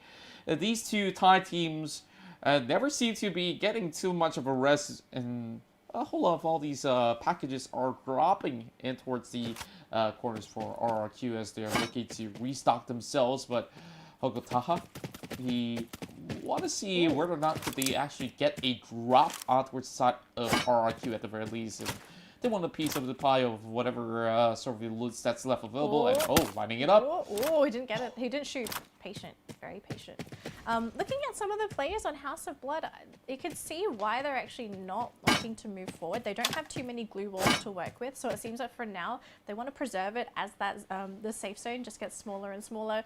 We know how big of a factor glue walls are because we saw in that last map on Bermuda, especially during those final couple of safe zones, if you don't have a stash of glue walls, you're not going to have that safety to fall back to, where you need cover from the side, you need in particular for your backside, right? You don't want to get backstabbed. Countless times we have seen players just get knocked out because they had no one to check behind them. And with that, finally we get that opening shot. O'Connor actually landed a killing blow on around towards the side of House of Blood. So that long sort of range of shots have been working out for the likes of RQ, and now with the danger zone on top of the side of TG as well as Heavy right over on towards the top side of the hill, how are they supposed to play this out safely? Oh, this is going to be a really tough one. It's all going to be up to those glue walls and, of course, using the trees as cover. Looks like for now, Heavy going to see if they can try and get a couple knockdowns. So far, nothing. Looks like Golden's going to be at least hiding behind his glue wall. He had to deploy one. Oh, House of Blood. One player actually gets knocked down. It's going to be Gunshot, and he gets eliminated. Oh boy, and this is just spelling more bad news ahead. They were a little bit greedy to be able to get themselves in towards the mill zone out there as they were walking right out in the open against KOG, against RQ Hades, and you see RQ already stashed up their third kill in the form of side of House of Blood early on off camera as well. So Heavy, they're just waiting for the right moment here to strike the likes of the side of TG right down below, and Kim Chan is ready for that push, and a couple of walls already been put up. Oh boy, we're about to see a massive eruption. Oh god, actually managed to get a drop onto Tumka, but it looks like, unfortunately, TG then actually down to Golden. Panda's the last remaining player on the side of Heavy, and he's actually just hiding behind this tree. He's got no glue wall. He's got no safe way to advance. I'm not too sure how he's going to be getting out of that one. Mr. 05 joins in from the back, though. This is going to be extremely crucial for the side of Evos to be able to clean up shop, as these are quite a staggering number of kills if they just secure some aces right here. But TG already building from the scene. They will have to survive by hook or by crook. And Mr. 05, he really got himself some really great grounds for them to just hold on to for the moment. And in fact, they're not really too far from the center as well, so easily they could just finish the job, get themselves in towards a better position, and now it's going to be the call for the next zone to come right by eventually. But I want to see where that new zone is going to be, because of course, if you are in that new zone, it's going to be such an important key for that team to go into the late game, because it's a huge advantage. You're already in a great position going into that late game. Oh my. What a range coming in from the side of RQ, and now KO Gamers trading it right back. It's going to be members falling like flies. RQ, they are depleted. Now it's only down to Pac-Man, but you know what happens to Pac-Man. They might just be eaten by the ghosts of King of Gamers. House of Blood? Are they bum rushing King of Gamers? House of Blood? Hello? Okay. And it gets a little bit hectic right across the corner, and House of Blood trying to actually find a way into the blue wall. Almost being depleted right out there, but Hogo Hawk will still be taken out there, but still a really good placement for them as well. 4th place finish will be giving them quite a staggering amount of points, but the reverse side of Evos ID right down below as well as EXP now in towards the top fights here. This is gonna be extremely exciting. Most of them having most of the numbers up. Osaka already being knocked out as well. They gotta expand a couple of walls to be able to save him, but bullets are coming in from the side of EXP as well. Yeah, looks like EXP, their positioning is crisp as well. They are spread out, so there's no potential of 3 players being taken out simultaneously. Oh, I think we've got a drop here onto Abu. King of Gamers, they are stuck together because, of course, remember in this field, you've got almost no cover to work with. It's all going to be up to those glue walls that you have saved up until this point. But so far, EXP are looking extremely good, but Evos going to make them their way up the hill. There's no way or shape ready to really engage. Oh, King of Gamers. Oh, they've got through. It's all just going to be JXL. Oh, King of Gamers, they have been eliminated. And now it's going to be Evos versus EXP. Who's going to go down? Wow. It's a game of glue walls. Where's the cover? And all of a sudden, in the flash of an eye, this will be it. Evos will be able to secure that Booyah by the very end. And even though they do have just 4 members remaining, all of a sudden, they botched it. I don't know, like, we gotta see that again in the highlights because that happened way too quick. So Evos, this is actually reminding me of one of their matches during the Indonesian Grand Finals. So Evos have this thing where sometimes they'll make themselves really unknown, as if they won't show their positioning, they won't reveal where they are, and they'll just be like, you guys do your thing, we'll come in later. Okay, we don't need to do anything. Now the thing is, I wouldn't say this is a mistake. This was EXP's decision. Their decision to take out King of Gamers, I'm very sure they weren't sure who they were shooting. Let's be realistic, was it King of Gamers or not? But once they fully commit, we know how EXP is. They don't back down from these fights. So EXP, they decided to take out King of Gamers. Great, huge threat taken out. Now the issue is, where is the next threat? Because Evos decided to play quietly, they decided to play patiently, they had no idea where the opposition was. But EXP already exposed themselves with the gunfire, right? So they roughly knew where to go for. They had so many resources as well because they didn't need to use any during those last couple of safe zones. So Evos, they were just saying, okay, we're ready, we are locked, we're loaded, we have all the stuff we need to go into the late game. We will fight you last. Yeah, I gotta say it was exceptional positioning coming from the elusive Tigers of Indonesia. Evos. Oh, they did play like Tigers, I have to say that. And they just mauled everybody down. We saw what happened over on towards the side of House of Bloods, Heavy, that were being clipped right down below the hills. And after they were done with that, they just came right in. And for the record, like, EXP, they did get quite a staggering number of kills by the very end of the game. Though they did get second placement, I think that it might just be able to challenge the side of Evos, but I couldn't be too certain about that. You really have to look out for the standings to be able to secure that. But we saw most of the members of EXP, they were tunneling their vision all the way towards the side of KOG's position. Well, they had to, right? Yeah. They didn't know where Evos was to begin with. Exactly. Like, maybe they might just know a member or so, but that's pretty much about it. Like, most of the pressure was coming from the side of KOG anyways, with those bullets flying in, so they were just trying to trade right back. But with Evos kind of knowing every single information necessary, that's where they have the upper hand against the other two squads over on towards those corners out there. And what a way to be able to actually secure that round out there. And with that, we already have one Booyah on the side of V Gaming, and now with Evos on the charts as well. Well, are we looking for another repeat win for any sort of the teams so soon in towards this matchup? Because the upcoming match is going to be Kalahari. It's very early to say if we could be seeing any repeat Booyahs as of yet. I think the only team we've seen so far that's placed high enough consistently is King of Gamers, right? This is the second time that they managed to make top 3. I think if anything, it could be King of Gamers. I know this sounds very biased, but just watching King of Gamers performances, if they're going to consistently make top 3, there's a good chance that they're eventually going to get a Booyah. And there's a good chance you get multiple Booyahs if they keep playing like this. So King of Gamers, they could be the ones to actually get the multiple Booyahs. I want to see how the leaderboard shakes up, because we saw Geek Fam and V Gaming get knocked out pretty much at the beginning of the game. They had no points to work with as well. So how far down are these two squads going to drop, and who's actually going to rise in their place instead? I'm still of the opinion that I think King of Gamers will still be on top because they have a good place. They've got really good placement points to work with, plus the kills that they secured during those last couple of zones. Who's going to be second, third, and fourth? Well, I gotta say that Evos definitely is gonna be somewhere up there, because on the very first match inside Bermuda, we did see them surviving till the very late phase. They were also within the top 5 ratio. Now with this Booyah out there, they could potentially even knock the lights of the side of KOG, especially with the amount of kills that they've garnered this match itself. I'm not too certain where EXP is going to stand, because first match, massive 7 kills, dropped a little bit too early, but I think this game, top 2 finish, it's not too bad, shabby after all.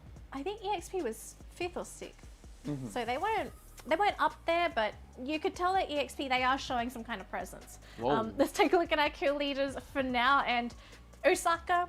Do I need to say anything? No. Well, yeah, the damage says it all. 3,142, but this time he's sharing the first place alongside with Hoysung, Street, as well as Pungat. So technically there's first and second place finish, but look at Pungat, the prodigy that we've talked about here. He is kind of like catching up towards the side of Osaka as well, but Hoysung is still trying to do as much as he can, and this is the lethal duo out there really chasing in for those sort of kills. And with that, they've already secured 10 points for their own respective team. Yeah, you just have to keep an eye on EXP. It honestly feels that EXP are just going to be massive underdogs in this series. But let's take a look at the current standings with the new points. And it looks like King of Gamers, they will manage to still claim first place, but just by 2 points. Evos have managed to catch up and are now sitting pretty in second place, followed by EXP. They've actually managed to push themselves up to third place. Wow, you can see that it's almost even. All Evos Esports needed to just tie the scores right there is just a kill. And with that, the tides have definitely changed, but RQ Hades really getting a little bit of advancement here against the likes of V Gaming. After V Gaming dropped up way too early, it's quite unfortunate that they could possibly extend their solo lead, but with that sort of the fight that was happening against EXP does have a taste of sweet revenge. But we start off with this interesting interaction here between BTS over on towards the Fire Brigade house, and they were really bringing the alarms over on towards this corner 0, especially Loyal, who just found a little bit of a drop, but it was only down towards the side of a bit. There was a couple of all this damage being done. He hops over the window, get the quick revive going on over the corner, of course, hailing himself first before anything else, and eventually the likes of House of Blood, they still managed to close things out, but they still suffered quite an amount of loss coming in the very end. Oh man, this must really hurt for Burst Sky though, to be the first team to be eliminated, and they got no kills out of that team fight as well. So unfortunately, that squad's not going to do too well for the leaderboard. We did see this skirmish as well. This was EVTH versus Heavy, and I have to say this was one messy engagement. Yeah, it was so messy. Actually, RQ Hades was trying to chip in some damage as well, but they don't really seem to see any second shots. And only down to 2 members out there, they will still be able to pull the weight back in towards their favor. And RQ Hades, alongside with KOG, really taking out those sort of the leverage of the terrains. And with that, this is where Osaka stashed up those kills, and EXP right down below, they were just getting pincered across the corner, and this is how they set up one beautiful line of members just getting those shots in, and end of the day, it was a beautiful ace. It's a great way to start the day if you are Evos, because now we're going to be seeing in second place. Next map is going to be pretty interesting. We are looking at Kalahari as our third map of the day, and we know Kalahari can be a little bit of a gimmicky map at sometimes. You have to not only worry about the normal the normal places, but now you also have to worry about a lot of vertical spaces where people are going to be hiding, and also the fact that the grappling hook is now going to start being a bit of a factor. We've seen some players use the grappling hook kind of as a Spider-Man mechanic to reposition themselves away from the team fights or sort of come into the team fights. So it'll be interesting to see how those squads sort of adapt to Kalahari, because you cannot play Kalahari like you would Bermuda or Purgatory. Yeah, I gotta say so as well, and with the center of the map being a key area to be accessing a lot of all these control, that will be a very prime spot for all these fights to be happening. But once again, congratulations to Evos Indonesia, as this round itself, that 9 kill that they've gotten has been able to put them side by side just next to the top dogs out there, King of Gamers Club. I'm just wanting to see on Kalahari, is anyone going to be able to take that top spot away from King of Gamers? I definitely think that there will be a little bit of momentum shift coming in, especially for those teams that may not have been getting all too much of the rest from the couple of games that we just witnessed. Yep. So hopefully Team Knights, as well as the other teams that have been able to just get very little at a time, now is that time to just prove themselves once again. And well, I'm just looking forward for that. I'm looking forward to the match as well, but folks, we do need to go for a quick break as the players are still getting ready to jump into Kalahari, but once we return, we will jump right into our third game of the day.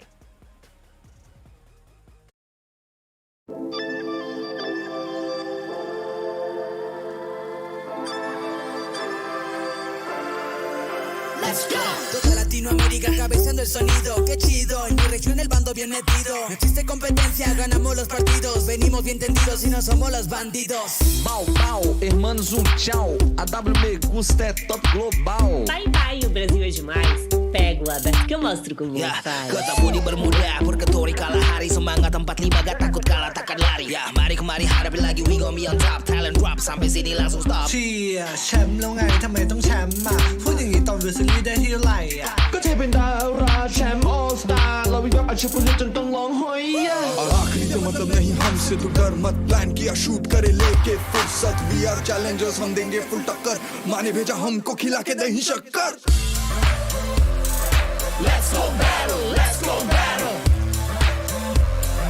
Who's the winner? Who's the winner? Let's go battle, let's go battle. Let's go battle, go fight. Việt Nam làm chủ xuống sân khách trên sân nhà, chỉnh của đội Đài Loan như cách họ chạy mấy con gà. Tránh đường, Việt Nam đi ngang qua, nhiệt huyết anh nóng làm mày đóng băng rồi tan ra. 抬头要小心子弹不长眼睛，不管你跳哪里被屠杀是唯一结局。劝你们先关机，落机禁止通行，别让爸爸担心，提早回家休息。В прошлом вес были темной лошадкой, но регион взбудоражил всех до упадка. Тише, тише в этот раз, обещаю, будет гладко, а победа два не сладкой. أحصنة سودة ركبناهم عديناهم من زمان نمبر 1 بالترتيب ركز وتابع يا مان نمبر 1 بالهروب الاختباء أكيد انتو حتى الفايت عندكم زيرو بالصدفة علينا فيستو. To all the countries, we wish you the best. We fight with honor cause we train with zest. History will teach you we brought down empires. Bigger egos have been laid to rest. Let's go battle, let's go battle. Who's the winner? Who's the winner? Let's go battle, let's go battle. Let's go battle, go fight.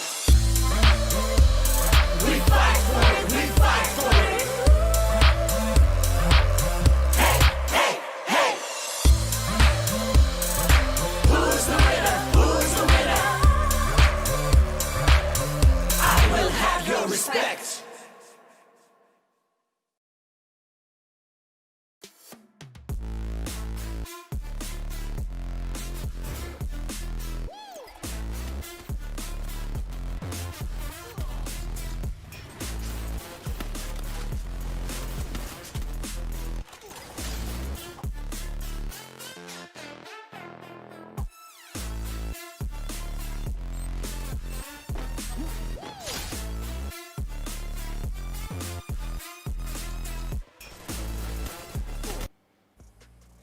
And once again, welcome back to the Fire Continental Series Asia. My name is Contra alongside with Dan Lee And we've already witnessed 2 amazing booyahs. The first one covered by V Gaming and followed by the likes of Evos Indonesia. So now we're going to be moving in towards our upcoming map here, which will be inside of Kalahari. And well, we're in for another treat here, I gotta say. It's going to be a treat, and also it's the first map for Kalahari today. So there's honestly, we cannot expect anything. We don't know how the players are going to play. We don't know how teams are going to sort of play around Kalahari as well, because we saw on Bermuda as well as Purgatory, there was a lot of camping going on. Teams just sort of sitting, waiting to try and get some of those easy kills. Other teams actually playing for the late game. Even though there were a lot of times where they could have actually tried to get the shots in and potentially get a third-party kill, they decided, let's wait, don't reveal our position, and let's focus more on that late game. Yeah, and not only that, hot drop seems to be quite a thing here, especially on the first go. Some of the teams are still not really all too familiarized with their opponents, or maybe they just really want that prime spot for themselves to start off the entirety of the game. Like what we saw inside of Brasilia or Central, that was something that was out of the ordinary when we saw, like, what, 4 teams down through Southern side and the Fire Brigade fight coming in inside of Purgatory. Don't seem to happen in each one of the games that we've seen in competitive, but they made it look as if, oh, this is just another classic run. We're in for the kills, and yep, with that, we're going to be getting ourselves ready for our Kalahari matchup coming on our way. So, well, it's time for us to actually get in towards the action. I believe the flight should be ready real soon. Yeah, I do believe we're going to be jumping into it in just a moment. 2 minutes is what we're being told from production. So 2 minutes, folks, hang in there. We're going to jump into the game in just a moment. I kind of want to see where everyone decides to drop on Kalahari, because of course, we've had some teams decide to play along the outskirts of Bermuda as well as Purgatory, trying to get some of those they're trying to gatekeep the next safe zone from other teams and potentially getting free kills. But on Kalahari, it's a little tough to do that, because most people want to be in the center of the map, because in the center, you've got a lot of high ground to work with. And especially in Kalahari, if you're on the high ground, you are basically king of the hill. Yeah, with that, we even saw like Purgatory scene with a lot of all these King of the Hill matchups coming in from the side of EVTA. King of the Hills from, of course, you guessed it, King of Gamers. They love hills, I have to say that. But they were always so close to that booyah, and they couldn't seem to be able to land those finishing touches out there. But hey, consistency is still going to be the key for them to be getting closer and closer to that championship title out there. But now, with Evos Esports ID really knocking on their doors with only 2 points of the difference, this is going to be the game-breaking moment out there for them. Well, kind of looks like game-breaking. It's more like a statement that will be coming in from these 2 teams if we want to see. We could see the leaderboard kind of go through a little bit of a mini earthquake. We've seen a couple teams make the rise on leaderboard. A couple of teams did fall as well due to, unfortunately, poor performances on Purgatory. But it's the state of free fire, right? You can have a team that is playing fantastic, but if you're the first team to get knocked out and you don't get any kills while going down, it's a huge way to cripple a top placing squad. But so far, I don't think I have seen King of Gamers ever put themselves in a position where they can get crippled early. So is someone going to figure out how to deal with King of Gamers? I think eventually one of the teams out there will be seeking for blood, and early on... you know who I think it'll be? I think it'll be RRQ. If there's a team, either RRQ or EXP, these 2 squads are so bloodthirsty. Yeah, so happy to engage. I gotta say, it's very highly likely that EXP is gonna be the one out there, and maybe look at the kill ratio per game. It is something that don't really seem to be possible to be pulled out so consistently, but they've made it work. And not only that, top 2 finish in the past round. Now they're still securing themselves in that top 4 position at the very least. Things are looking really bright for the Thai side as well, and knowing KOG the best as well, since they've kind of played in so many tournaments against each other. So that might just be that formula to be able to cripple the likes of KOG. I have a question for you, Contra. Are you ready? What's that? Are you ready for the game? Oh, what all else right. can I ask you for? Are you ready to dance? No. Am I ready to see more booyahs? Yes. The answer is always going to be yes. So we are definitely going to be moving ourselves and towards Kalahari real soon. Not just about. There we go.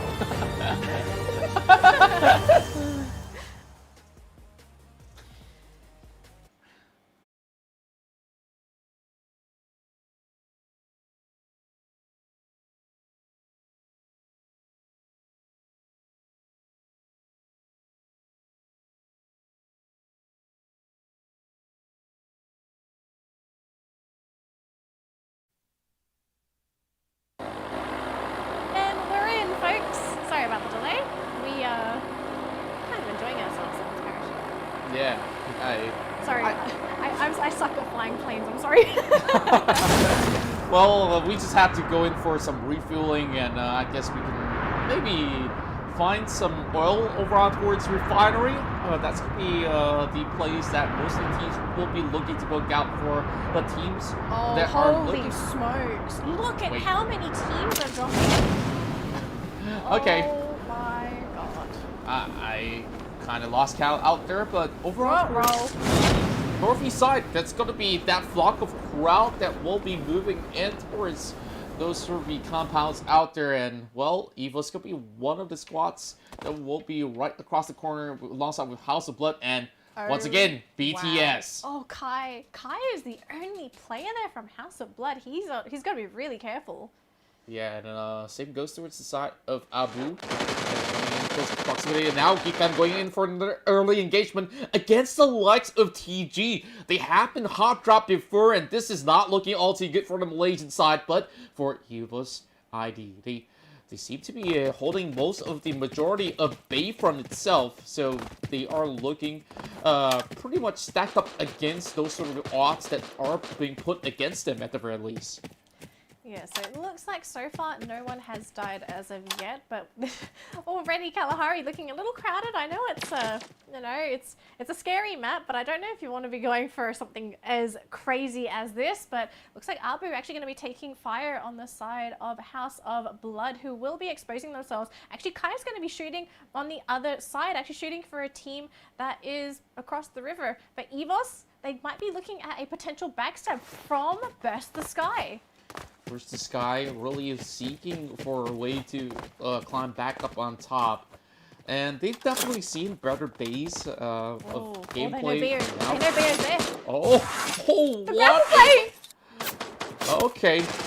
You talk about the grappling, and there we go. They've already got themselves leveraged up and up close and push. And it's going to be members from the side of Evos here that will be finding that opening shot out there, but they're getting surrounded by the rest of BTS. This is not looking all too good for Evos, and now with that sort of shot coming from the side of it, he might just be able to drop this off, and Sabe will be the first one to fall. And now Burst the Sky finally leads in the kill leader part. Third-party players, and then actually gets knocked down. House of Blood going to be joining the fight as well. We could be looking at a field of blood and back to fight. There's just 3 members. The only remaining member left, but he is stuck! He's stuck between a rock and the glue wall! He tries to jump over. He's going to have to be the savior for his team, but he's up against so many members of House of Blood. Oh, Bayu, this is going to be a monstrous play if he's able to somehow fend off House of Blood. He gets the drop off. We've actually got a very low member on the side of House of Blood actually hiding in the corner. And luckily for Evos, because House of Blood came in to take down Burst the Sky, Evos might come in to actually third party themselves. And now it's only down to mid for the side of Burst the Sky. They do get a couple of members on the side of House of Blood. It wasn't exactly the cleanest execution coming from the side of Hichobi. There's quite a blood. Oh, he gets it! Oh my god! I think I might be having a heart attack. Being done. Oh my god. That is not supposed to be legal, but after that long bout, the last laugh is still going to be in the hands of Evos Esports. Okay, for a moment, I can see the biggest fan of BTS was just shouting, cheering for the moment, and No. the moment was... That was not what I was screaming about? I was screaming because Evos must be laughing their pants off because they were the ones that were actually under attack, and then all of a sudden, House of Blood, he's like, go, go, go, let's try and third party, and it just turns into a back-end disaster, and Evos, I could just hear them cackling around the corner. Yeah, honestly, House of Blood really could have actually done a whole lot more damage throughout, and I'm not too sure how exactly did they flop that moment out there, and Evos, all of a sudden they found a way to turtle things through. They were sitting silently, letting both of these sides to take on each other, and after they were done, it's like, okay, seems like it's time for Street to be taking the final hit as well, and he's always going to be the final member out there to be performing such a stint. Wow, what a start to Kalahari. Normally Kalahari for me is the slowest pace map, right? Yeah. Everyone's just trying to loot, they're trying to make their way to the center. Oh, EVTH actually taking fire there from VGM, and it looks like, unfortunately for the Kruz, he's all alone. They did actually manage to fire back. I don't quite know if it's crazy that's dropped down. It does look like it is crazy on V Gaming, and someone's going to have to get the res off. I do believe there was someone to be... Oh! No one was with Crazy. Crazy gets taken down. I believe there was a grenade. Oh no, second member to go down onto V Gaming. No one is close enough to get the res off. He will bleed out, unfortunately, and Mako is hiding behind the crates, but look at EVTH. They are basically circling these crates like a group of sharks. But take a look at the background. There's EXP as well. We know EXP, when they hear gunfire, they come running.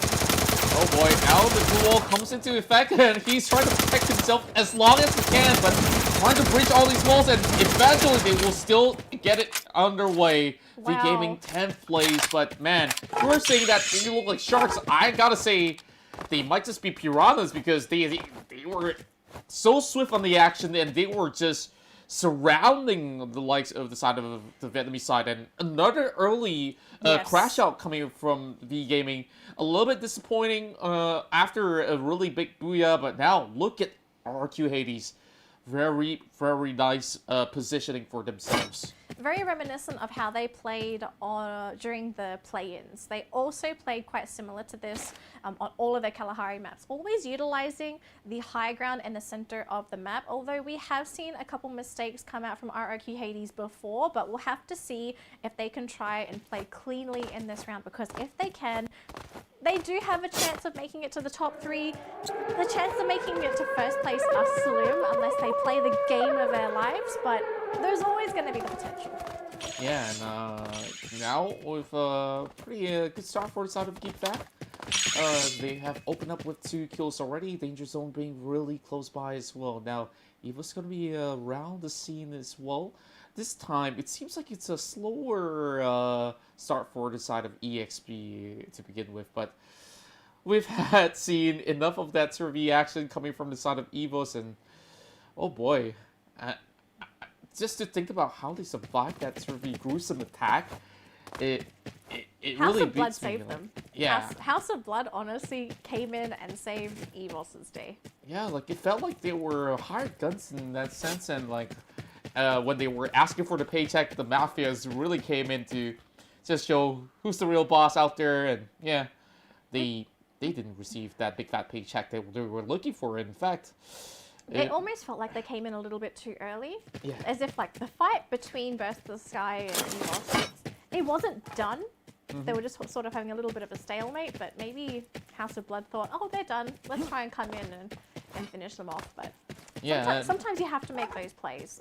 There's no clear indicator as to when you're supposed to go in. For Free Fire, a lot of the time it's intuition. You kind of have to guess what's happening on the other side of the map. So, yeah. I mean, you can't say their play was stupid or silly. It's in the moment they were thinking a certain thing, and sometimes you kind of have to work around what you're guessing. Yeah, especially with when you're facing 2 teams, the possibilities are endless. Like, it's either you're going to be winning big, or you might just be taking the short end as a stake.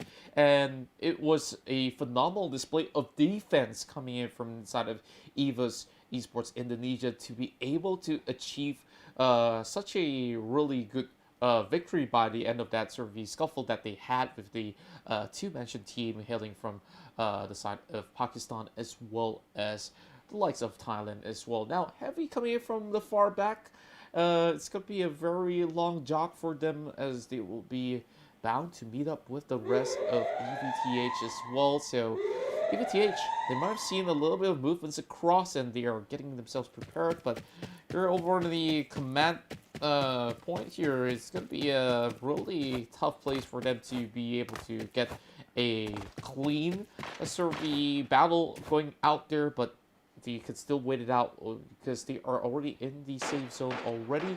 But Geek Fam, now they are challenging the King of Kings, RRQ Hades. Ooh.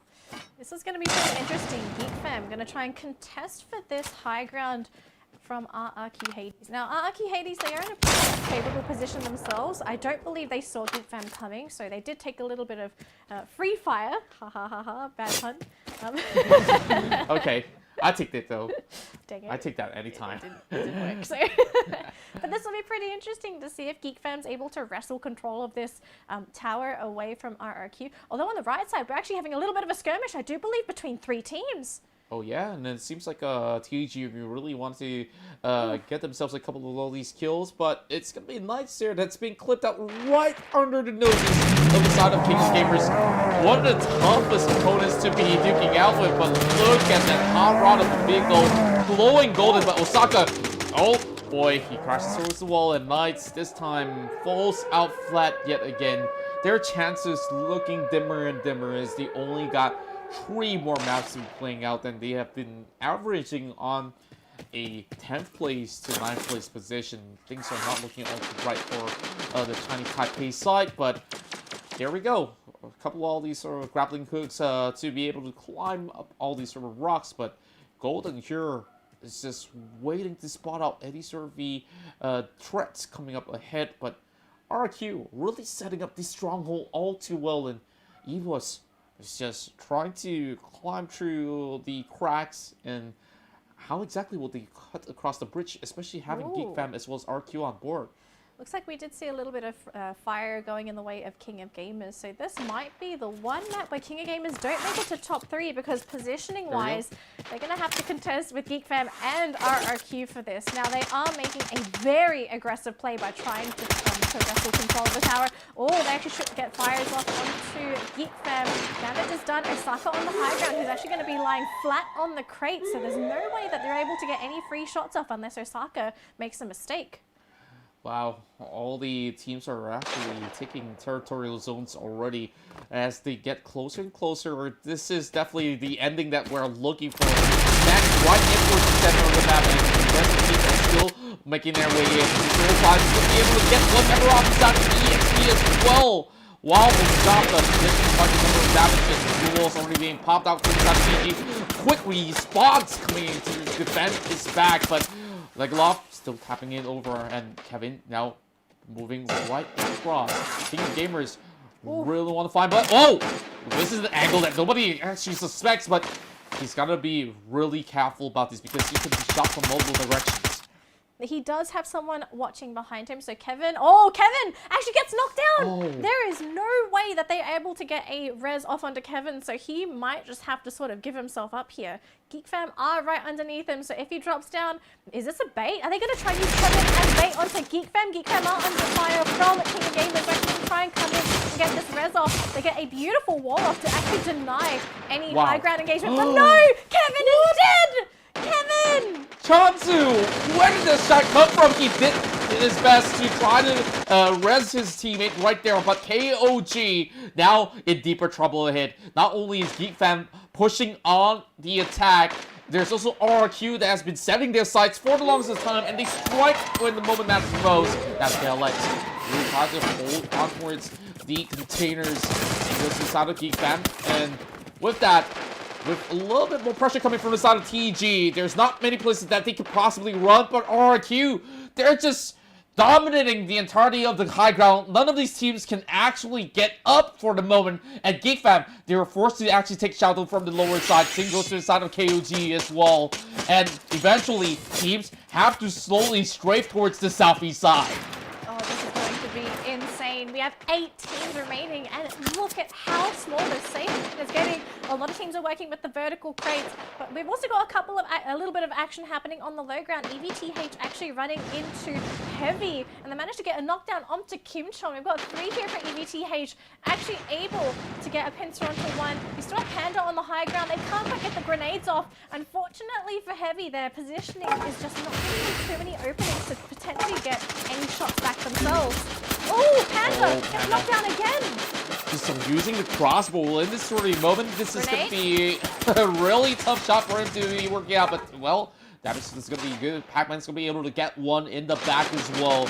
Now EVTH have to finish off what they started right here. They do get a knockover on the Panda, and oh, what a big nade dropping towards the side of Jonah as well. Now Kinchak is getting ready to actually blow up the M1014 as he tries to make his way in, but Don, that's sniper out there, and this is looking very dicey. Anyone's on the high ground is going to be lapping their way to the back, especially RRQ, but EVTH, they try to finish this off, but look at the back, there's going to be EXP. Whoa! Oh, God! Oh, God! Oh, he just launched him straight in towards the air, and EV Thailand, they are down and out. They did not expect the attack coming from the back. Poon God. Oh my God. I just saw him running in and I thought, no, this is not happening. All of a sudden, 2-person drop down, actually getting another kill. Poon God is working magic on that low ground, and he's all by himself as well. He's 1v1 in Shoyu. Up can't get an angle. Raina's actually dropped down, and Pac-Man actually wants to try and finish him off. Geek Fam was not able to get that res off. So we have 2 members left on the side of Geek Fam. It's Shoyu and Arpiz. They are now on the low ground as they have lost control of those top containers. A lot of members are actually moving towards the low ground because unfortunately it's not going to be he's running a in! safe zone. Arpiz is down. There are so many people here. My goodness, Apis is going for the kill. He does get 5, but it will be EXP down for the count already. Now, bound from the side of Heavy. He tries to lurk his way through. Only very few HP left, but he tries to get right in. 20 HP, but it will be RRQ80s. Oh my goodness. Oh, Connor, your MVP of the match, and you just see RRQ, King of Kings, exerting their dominance right throughout, and they were dropping in from the skies as well. Holy smokes, that was quite a match. I need a breather. Yeah. We just had a break, but I feel like we need another one. Whoa, Kalahari. That was probably the most epic match we've seen today. Absolute madness. Like, I'll tell you that. I just can't wait for the very final match, because the final match of the evening is going to be Kalahari. And if it's going to be just as good or even better, because we're going to be crowning out our champions right there. And I hope we see another refinery ending, because that itself was fights from the top side all the way down towards the bottom. And, well, the prodigy of EXP, Poon God, came right in, shot out the M79, and just blasted off EV Thailand. And I thought that EV Thailand really stood a chance over the likes of Heavy for a moment, as they were already by the corners of the wall and there's not much covers. But man, this prodigy here really showed who's boss. But yes, absolutely. With RRQ flying up in the air, I didn't expect them to actually take this win. Well, I'm not sure if I jinxed it. I said RRQ had to play the game of their lives, and we may have just seen it. So previously, before this match, they were sitting in 4th place. They had 38 points. If they wanted to get to 1st place, they needed to secure, I believe, 22 points minimum. And then King of Gamers would have to have a horrible game. And King of Gamers did not finish in the top 3 of this round. They got knocked out pretty early, and I don't think they had many kills to show for on Kalahari either. So we could be seeing a huge change on the leaderboard. Yeah, I gotta say that this two-way horse race have been blown apart. I think we're going to be seeing 4 to 5 horses by the very end of the day to be finding their way towards the championship title itself. And with their really controlled style of play, RRQ Hades has been playing out. We saw it when they were playing around the Purgatory map where they were taking Brasilia. They're doing exactly the same thing, taking some of the prime spots, holding in each and every sort of corners, taking those high grounds, and now look at this. So this is just the Game 3 standings. Yeah. Now, they needed only 22 points, 38 points. That is phenomenal. Yeah, and really another dark horse that has been sliding in is from the Malaysian side, and Geek Fam.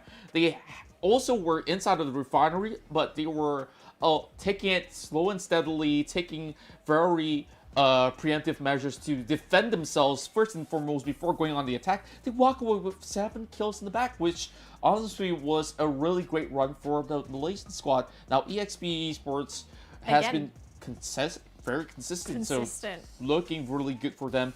TG coming up on their best performance so far on 4th, and Heavy with 70 points.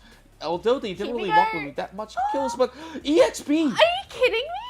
They are now right on top with that consistent performance, and, well, you really gotta give it to Poon because he has been so good on this map. Honestly, he made such a big MVP play for his team in those. I mean, they didn't get the booyah, fair enough, but for him to just sort of come in out of nowhere and say, "I'm just gonna grab these and then I'll leave."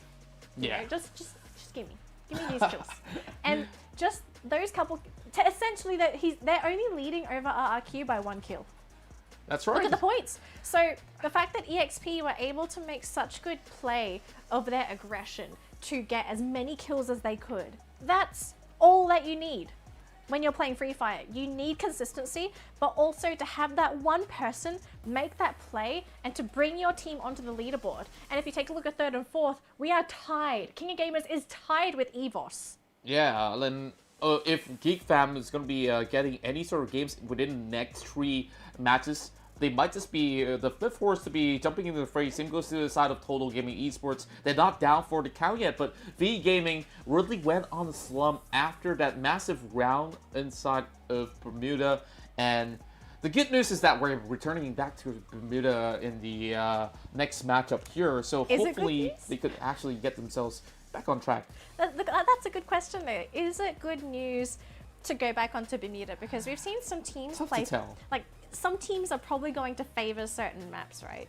So exactly. We've already seen some teams play fantastic on Bermuda. Some teams sort of fumble around on Bermuda, but then they get better in Purgatory, they get better in Kalahari. So going back onto Bermuda, are we going to follow that trend?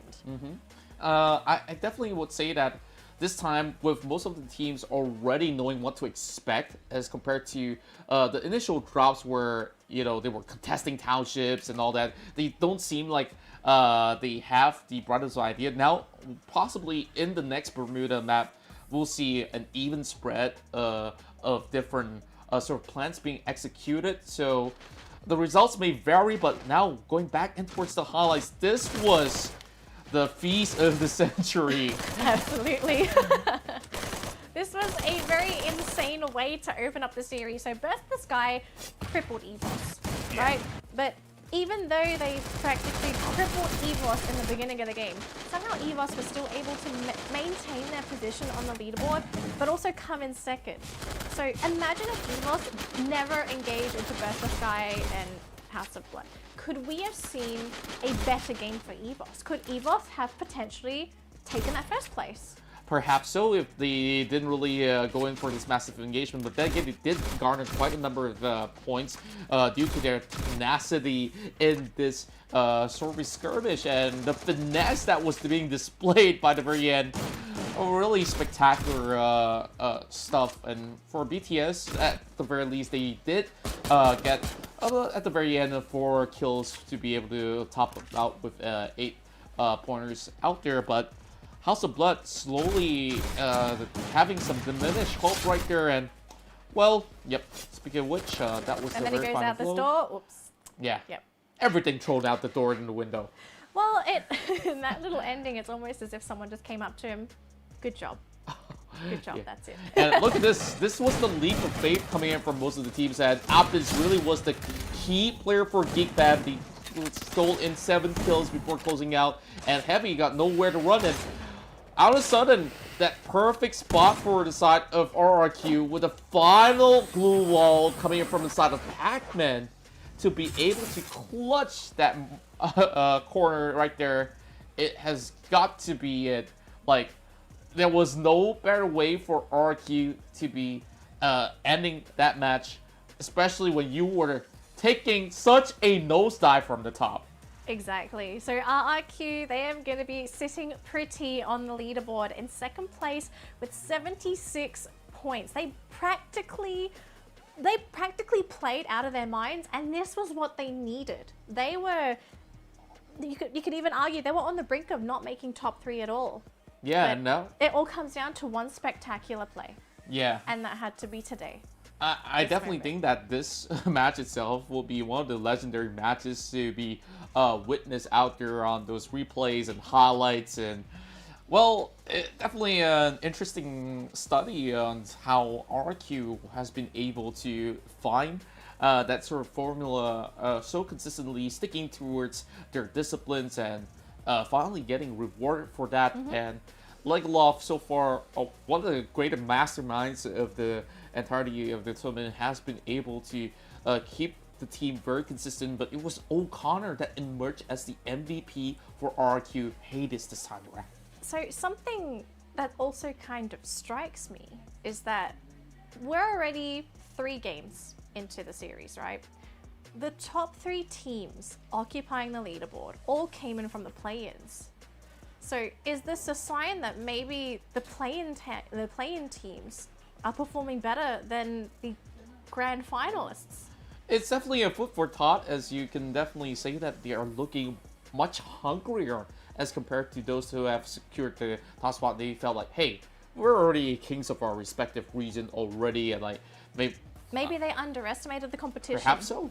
And I guess they were kind of overwhelmed as well with the other team's performance, and there were times like even the likes of EVTH, the champions of Thailand, that not really seeing all too much of the sort of the action going on their favor. Like they tried everything they can. Like they play safe, and there were games that they played ultra aggressive. They don't see that booyah by the end of the match. And the scary thing now is that for anyone to really make a comeback to top 3, someone sitting in the top 3 spots right now has to play horribly for the next 3 games. There is absolutely no way, except the closest contender is Evos. That's actually the closest team to make it to top 3. Evos is the only one that is remotely close. Someone has to drop down and someone has to play out of their minds. But the question is who, because we've seen King of Gamers, they played 2 beautiful games. Then Kalahari, they kind of fumbled the ball, right? Yeah. Now we're going back onto 2 maps where King of Gamers is very favorable on. Is it going to be King of Gamers? I don't think King of Gamers is going to be a team that's going to be easy to knock down.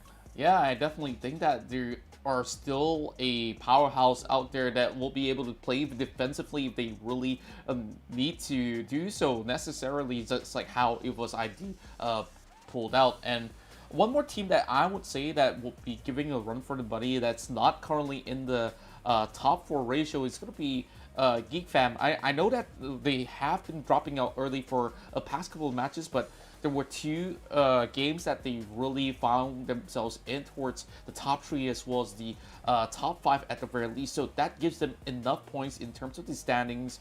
And last game they walked away with 7 kills as well. So if they do get a booyah, they'll be the next one that has a potential to be able to match up with some of all these sort of the oddballs out there, which will really throw the final game wide open to that championship title. I think for anyone to catch up, you've got to get 2 booyahs in a row now. Yeah. Has to be 2 booyahs. 2 booyahs, or you have to place first twice. Now, of course, our next map is going to be, once again, Bermuda. We're going back through the cycle. Now, we're just waiting for an update. It looks like 30 seconds until we're going to be going into the drop. Contra, are you ready for our Bermuda rematch? Oh, yes, indeed. And this time, I'm pretty sure that teams are much more prepared. But then again, like, especially from how they have so little time to really plan the next move, it's really tough for them to really make something so drastic. But here we are. We're jumping straight in towards action. ladies and gentlemen, we're going to game number 4 of the FFCS Asia Grand Finals. Alright, now we're going to be dropping in from the west side over to the eastern side. Now let's see where everyone does decide to drop on Bermuda. Seems like we do have early drops coming in from the side Oh, of that's Evos. a lot of drops. Okay, yeah.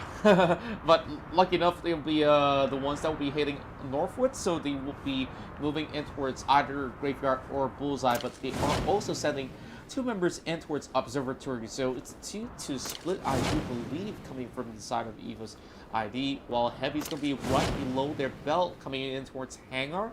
Catalyst was absolutely left empty, something of a surprise to me, but V Gaming, they're in for a bout here against the likes of Knights, but Knights, a fun fact, they have not secured a single kill throughout the past 3 games, so I'm not too sure how are they going to cope with this sort of pressure, because things are not looking all too great at the moment for the side of V Gaming.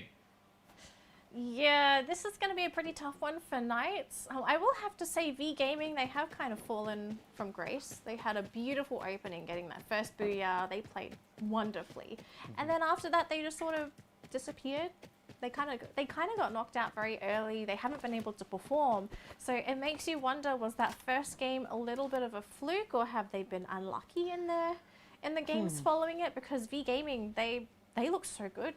Yeah, like, you can't really pull out Rick Astley right there being a one-hit wonder and just, you know, leave us hanging like that. Like, they really gotta find ways to be able to just draw themselves at least to hold up in towards a top 7 scenario, because they've been falling flat on 12th, 10th, and for a team that has been able to secure a booyah as compared to the rest of the teams that have been able to do so, they're the only ones that have been crashing out relatively early, and now that they have the Tigers on the prowl as well, and oh man, this might not be good news for the Vietnamese side.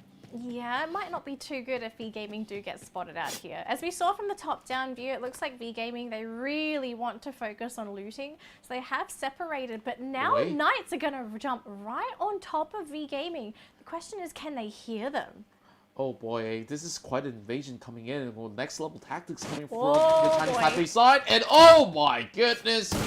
V Gaming now does get 1 kill off, and that another sort of review, but this blue one's really doing a whole lot of dirty tricks upon him. Oh, over on those angles, he's trying to reposition, but that club, he should have taken the fight head on at the very least, but that's all that he could do. A 1-for-1 exchange, and V Gaming eventually loses 2. Actually 2 for 1. Oh man, I think we may have just crippled V Gaming here, where we're talking about how they sort of fallen from grace. Looks like we're going to be jumping into another fight here. Geek Fam versus TG. And Geek Fam coming in with some long-range action here, but oh boy, 2 members down. Apis is on the run. He's trying to get himself in towards safety inside the warehouse, and TG finally pops off. 2 HP on Golden. He almost went down. Oh, but luckily for TG, they do maintain their entire roster. The game has just started, and it seems like this Bermuda map is going to be much more active than our first round, where we saw a lot of teams just having a bit of a truce, saying, we want to focus on looting, we'll leave you alone if you don't touch us either. But now it looks like Evos are wanting to contend for this building, and this might not look too good for Knights. They do have the advantage on the low ground if anyone decides to come down from Evos, but is it going to be enough? Oh, Tong! Going to be in the sights there of Sami. Unfortunately, not able to get the drop down there, so they will be revealing Sami's position. Knights, how do they get themselves out of this tricky situation? Seems like they will be able to receive a lot of information from Sami's effort at the very least, and then this 5 is going to be finding ways to rotate across the corner, and Sami gets caught out. This is not good news, but Tom, he's in for a surprise, and Mr. 5, he's popping off, and out of nowhere, members of the side of Team Knights are slowly butchered out, and well, Tom, only very little health left, and now 12th place finish. They did get quite a number of kills from the previous battle that they have already secured, but it's still not going to be enough to push them over in the standings, and now another fight erupts in the form of EV Thailand as well as TG. Oh, TG, looks like they've actually lost a member already, so it's going to be 3 versus 4, and EV Thailand, these guys are not afraid to go for those close quarter fights if they really need to, and of course with the numbers disadvantage this early on, this might just be crippling for TG. They might even have to just sort of sacrifice 2 of their members to be able to get out, but what's the play here for TG? They're standing their ground. They are not going to just die so easily. Yeah, and with that, the crew seems like he will be able to just pincer on the side of a member of TG, and instead of committing into the action, he's looking to reposition, get himself in for safety. Oh, he's not so golden! What a tap! Wow! A quick scope coming in from the crews, and that couldn't be any better in any form of way, but wow. Well, such TG, reaction. They do manage to get away with 2 players, it seems, so they're going to have to sacrifice their poor member. So 2 players surviving. EV Thailand, though, they will get 2 kills under their belt, as it looks like on the other side, Purgatory actually manages to get the drop. Oh my goodness. Hang on. What's happening on the other side of the map? V Gaming? Okay. Whoa. We have a situation here. Interesting enough, it's going to be a leg loft that will be able to actually secure that. I believe that they were trying to zipline their way across. Well, of course, it's the Firefox that you could possibly utilize, but RQ have already set up shop, and that will be a freebie for them. Now, Pac-Man tries to go in for a little bit of a swimming lesson for now, but for House of Blood, they will be able to actually take the entirety of the factory, and for the likes of Geek Fam, they have to play it safely. Apis is so now all alone. Yeah, this is going to be a really tough game for Geek Fam. They'll have to focus on placement points rather than those kill points, but being alone, there's so many things that can go wrong when you're being alone. If you have team members, you can have players watching all sides as you're running across the map. You're going to have constant vision. You have that backup, and if you get knocked, of course, you can get the res, but yeah, if you're going solo, you're going to have to play really quietly. This is the one time you kind of hope that you had that invisibility cloak from Harry Potter. Oh, you know, yeah. Just whip that out, you know. Wait until the final cycle. Can you imagine? It's me! Actually, one day, if that happens, like maybe there might be a crossover happening one day with, you know what would Harry be Potter. I was gonna say, if we had a Harry Potter crossover somehow, all the guns turned into wands, and we had all these other little Harry Potter mechanics, it'd be pretty interesting. I mean, I don't know what you call this. It might be called, the minigame could be called free magic or something. I don't know. Well, if you can get to play as a character of the movies itself, definitely it will be very interesting. There'll be many Harry Potters on the map. Actually, no, I think there'll be more Hermiones. Yeah. Yeah. Gotta be a mastermind tactician when it comes down to Free Fire, so having a Hermione, that'd be interesting. I was gonna ask which kind of house would you be at, but it seems like House of Blood's got their own plans right there. Cool Gaming, 10th place finish as Heavy landed that very final shot, and they were already way too scarce on all these resources, and that's the final member lurking, and it seems like they have already spotted out a member from the side of Geek Fam, chased him right in towards the clock tower, but he's already running for his life, and Geek Fam looks like they do have someone nearby, so if they can somehow group up, they might be able to 2-man this. Yeah, perhaps so, and House of Blood, they're just like hounds chasing in all over the place. Interesting way to actually scale up towards the top side, but they will miss the opportunity as Geek Fam has already sprinted off already. Now, still 2 kills on the side of EV Thailand, and still a lot of play areas to work with. It's just a couple of minutes of play that has been coming in for the players, but Heavy, I think that they're getting absolutely zoned out by the side of EV Thailand. I don't think EV Thailand actually knew Heavy was on that high ground, so looks like we're going to be seeing some shots sprayed out, and it looks like Heavy are going to be taking the brunt of the damage there. Poor Barn actually almost dropping down to 0. He looks like he's found some cover. He should be healing up in just a moment, but neither team really having a good angle to get an easy knock. It just seems like so far a little bit of chip damage here and there. Yeah, Panda's gonna be running across the hill, trying to look for an alternative way to just escape the wrath on the side of EV Thailand. But EV Thailand wants to commit towards this action right here. A little bit of damage being done, but not too substantial for the likes of Heavy, as they will be able to recuperate, pop themselves a couple of all these Mets before they commit towards the action.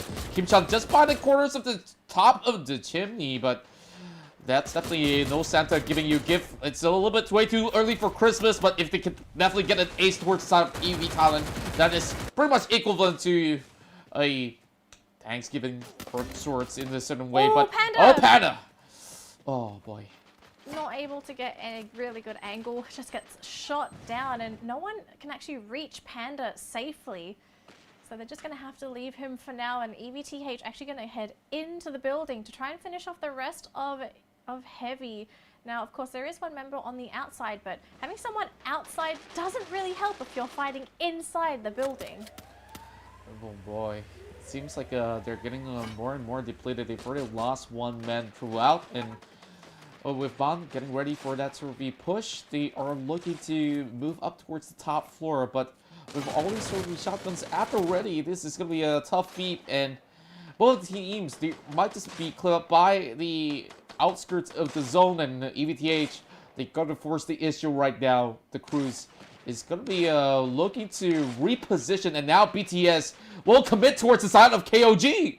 Oh, this is actually going to be a really scary team fight. We've got two fights happening at the same time. Both the Sky, they do still have two members alive, but they have lost Condemn, and this is against King of Gamers. Oh, Shin, 6 HP, just survives. They're actually going to run right into BTS. They know that they have the numbers advantage, and that's going to be it. Burst the Sky is going to be watching from the sky. Yeah, and look at that teamwork coming in from the side of King of Gamer. And one kill for Peas, and it felt like they really had them all cornered up from that close quarter combat, and even in the thick of things, they are looking so coordinated. I gotta say, that is amazing coming in from the team, but EXP Esports breaks down the UAV, and that will just deplete a little bit of info from the teams that are close by, but not too much of an issue at the very least. But over the side of EVTH, I really do wonder, has the fight concluded just about yet? Well, I wouldn't say it's concluded. I think we're going to be seeing a part 2 here, as we're seeing House of Blood potentially running into EVTH. Now, the question is, who sees who first? And I'm inclined to say that House of Blood are the ones that are in position to retaliate if EVTH do decide to try and push the issue. And they've already chased Geek Fam out of the clock tower, and now it's EVTH that needs to move across, because this is not going to be the play area for them to work with anyways. So maybe with a big wraparound, it's going to be House of Blood that might just be taking the short end of the stick again if they do not leave the vicinity real soon, because there's not going to be all too much time for them to work with, and Heavy's taking the other long side over on towards the current north point that we are seeing from that angle. And EV Thailand already walked away with 3 pointers in the back. Well, a vehicle will definitely be useful in this scenario, but none is currently in sight. But now, RRQ tracing right in. It's King of Gamers right there, who have just come up hot with that 4 kill in the back. And with that, Burst the Sky is, of course, just looking to be running out of gas already after losing that battle. But now, looking at some of the scores out there, KOG still taking the lead. Taking the lead, they've got 4 members alive. Oh, EVTH. Oh no, the Kruz has been knocked down. And finally, it seems like these 2 squads are going to be going in for this engagement. 2 are down for EV Thailand. Triple kill onto House of Blood. Looks like Caramel on the other side actually managing to get a kill onto House of Blood. Where did EXP come from? Oh, whoa, my goodness. I wasn't too sure where did that shot came from. Oh, there we go. Caramel from the sniper tower. Whoa. He really eagle-eyed that one as well. Mr. 05. Seems to be that he will be able to get 1 kill off the side of Geek Fam, and that leaves only 1 more member remaining for the Malaysian side. Now, KOG dropping those nades. This much just look good! Like a love! What? Oh, O'Connor is in such a tricky position. And even Chasu actually gets dropped as well from King of Gamers. They are just colliding into RRQ, and it might just be it for RRQ here. Potentially be eliminated by King of Gamers, and that is it. RRQ now going to be the 7th place team. Oh, King of Gamers, these guys are terrifying on Bermuda. They're going at each other blow for blow, and you know, in Indonesia, RRQ is known as King of Kings, but now you got the King of Gamers really putting up that challenge for that throne, and this is definitely gonna be that big slap on the face on the side of RRQ. Say, yeah, you got that legendary win inside of Kalahari. I could possibly do better if I could just close this round inside Bermuda, and well, they just wiped away 2 squads into a form of versus guy, and I don't know what to say. That itself, it could have actually come a little bit closer, but that nade as an opening coming from KOG, absolutely insane. We might be seeing some more plays coming in soon, as it seems that the safe zone is starting to get very small now. 16 remaining, 16 players alive, and I don't think they can quite get him some cargo, so Heavy's going to have to leave his teammate behind. Instead, he's going to try and reposition himself, maybe to try and... Oh, goodness. Oh, I'm not sure if he really wants to be in this position. There are too many people around him. Ah, Barn. I think he might regret his decision now. Oh, almost getting shot down there from Evos, and I do believe he will go down. EXP Caramel, though, did also get knocked down, but if you see on the other side, House of Blood getting picked off there by Street, I believe, and House of Blood now eliminated, as now it's just poor Barn stuck between 2 teams. Pincered in between EXP and Evos, but of course remember on the right side we do have King of Gamers staying very quiet and not trying to show their position. Oh, Kevin, looks like Kevin's been exposed and he is actually going to be fighting with Purgatory. Very scary situation to be in. Yeah, and now a couple of nades already being popped right in. That's going to be an easy peasy kill on towards Heavy, but it's going to be KOG that actually snipped that one out, and he picks it up from the top with the third-party action coming right in. Now, he's going to be bringing out the grenade launches as well. KOG up close and personal. Remember this, EXP is the one on the top of the charts right now, and KOG has already got enough kills to be able to topple that. Quadra kill! Wait! Where did that come from? DLX! Osaka! These guys are absolutely on fire. 14 kills already in the bag. Osaka now trying to actually take out Punga. Punga already soaking way too much damage from the outskirts here. And it's going to be a couple more glue walls to be coming right in. 7 more alive, and it seems like they are absolutely depleted. EXP got nowhere to run or even hide just behind that corner of the tree. Now, KOG on an absolute dominant performance. Evos Esports is already down for the count. Do they know that there are 2 EXP people right on top of Osaka? I do believe Osaka knows. Oh, grenade! Oh, it doesn't bounce in! He's got one in. Oh, it's got the flash off, but does that really matter? Purgod is back up. It's actually going to be 2 King of Gamers versus 3 EXP. Can EXP do it? Dropping onto the low ground. It's Hoysum. We know this man. He loves to fight up close and personal. JXL goes down. Whoa. It's all up to Osaka. They get the drop. It's going to be EXP. Yes! Whoa. It's EXP winning that 1v1. Up against King of Gamers. We saw that insane 360 flip coming in from Osaka, but it was still not enough. And EXP, they were on top of the charts, and now with this big booyah, this is going to skyrocket them high above. But remember this, KOG, they got more than 15 kills right here. But in the final fight, I believe that was a couple of knocks out there that wasn't a really secured kill coming from inside Osaka, so I really want to see the point differentials just for this round itself.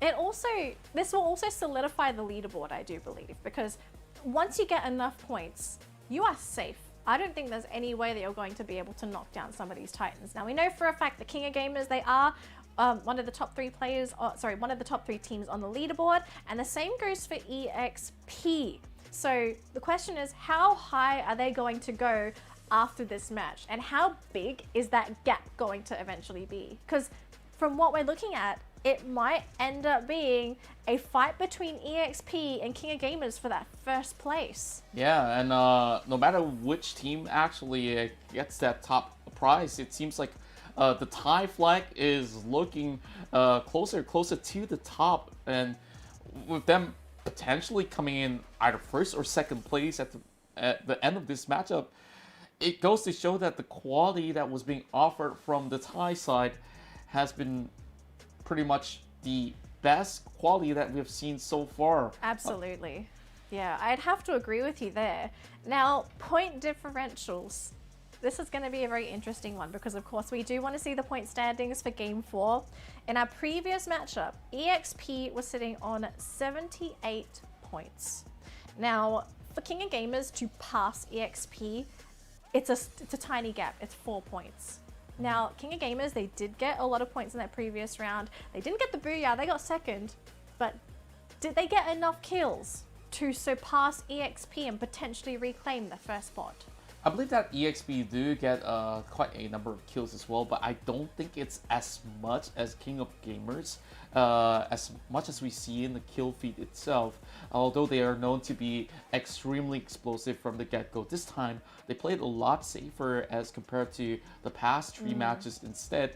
And game number 4, they understood their game plan. They just need to be very, very close to that. At least secure a top 3 position, look for that late game fight instead of heavily committing in towards those early game, which we saw didn't really result all too well for some of the teams that have been getting those gunfire out there. And now that the stakes are so high, the tension is definitely going up through their necks already, and here we are. Oh my goodness. What? Huge point discrepancy. I think this is one of the biggest point differentials coming in, with King of Gamers setting a record high of 47 points in one match. So if I'm mathing this correctly, King of Gamers will definitely take that first spot away from EXP. Now, EXP, I think they have guaranteed themselves that second spot. So third is the question. Who's going to keep that third spot? He was looking pretty good as well, and it seems to be them actually going there. And King of Gamers Club now 121 points at the top of the table, looking absolutely sublime. EXP Esports, they do have one of the higher kill ratios out there, and it seems to be that this scoreline is still within reach for the likes of Evos Esports as well, but they still need that really big booyah, like we mentioned early on. RQ Hades now sliding a little bit backwards, while Total Gaming Esports now watching right in as well. But the point differentials between the top 4 all the way to 5 is being set into place already, as teams really have to find a way to break in towards that 3-digit mark at the very least to be able to hold their ground. But oh boy, we see massive shift in the leaderboards here. We are seeing a huge shift in the Prodigy. He has made it. He is the #1 kill leader on the leaderboard. 13 kills. He has done a phenomenal job in that last round.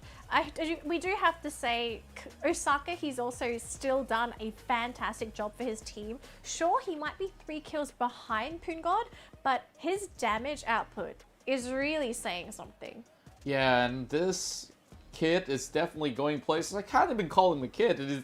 No, he's a man. He's more than just a man at this point. He's a legend. Like this boy really goes to places, and I'm really glad that he has been spotted out by EXP Esports, and they are so close to be able to actually snatch things away. And with this really big booyah, it's really saying something. And starting off, Evos starting with a really massive fight where they really went to challenge 2 teams in particular, with some of all these movements coming in from the side of Knights, which honestly, Knights have a really great idea. They just skyrocket the way in towards the compounds of Evos, but they paid the price. The entirety of the squad has fallen, and KOG, this is where they start their onslaught here against the likes of BTS. Yeah, Vestas guy probably didn't realize they were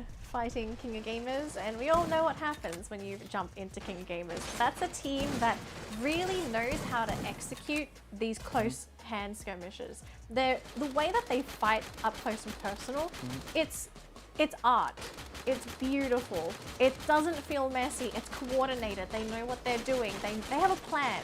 Whereas Birth to Sky, they were just in complete disarray. They didn't know who to go for first because the positioning for King of Gamers was just on top. Yeah, and when it comes down to close quarter combats, is no denying that Osaka is one of the best players out there to be able to set in those clutches, and they make it swift. But over on towards this quarter here, where it was down to a 2 versus 3, with the rest of them on top of that sniper tower, he was blinded off at first, and JLX was actually thinking, where should he pull off that sort of the grenade launcher right onto the top, and this is where things get absolutely rowdy. It was so close, down to that 1 versus 1 here. Osaka, that 360 flick was definitely something to look out for, and from the top, they did get those angles in, and by the very end, that was a big booyah going over on the side of EXP for them to just chase in and really give the run for money against the likes of King of Gamers Club. So as of now, the leaderboard, we are looking at a very close race between King of Gamers and EXP, and now comes down to their last 2 matches. Could we potentially see a third team come in to take that first and second spot?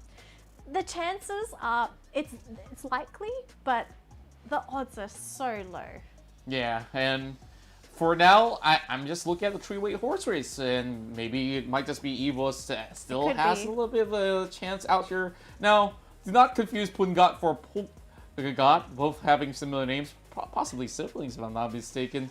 Well, 9 kills in that game number 4, and this damage output is definitely putting a statement out there, but I really want to look at the stats of damage coming in from the side of KOG out of that really massive 15k. Yeah, I actually want to see how much damage that they've done, right? Because of course, the damage that they add is also damage for potential knocks that they didn't get the full kills on, right? So, King of Gamers, they are looking really scary. They are also looking to take that first place, but can they maintain that first place? Because we have seen them drop down a little bit. Of course, we're going to give the players a little bit of a break, as I know you, the viewers, need a break as well. So make sure to go to the toilet now, grab your snacks, your drinks, because when you come back, don't go anywhere. We're going to jump into our final two games of the grand finals in just a moment. But until then, we'll see you after this break.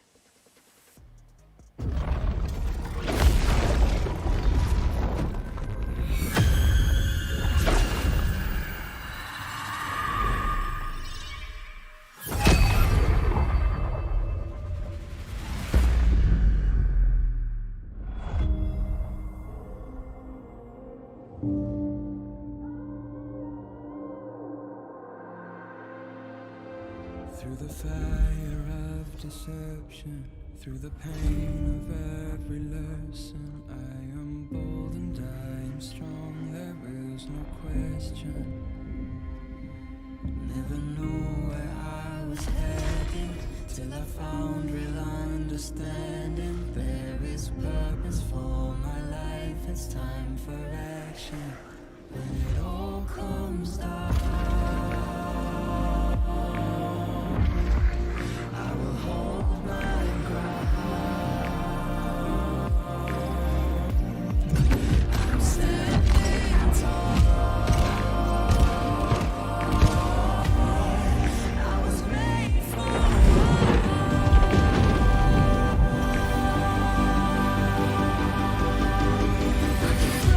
these walls.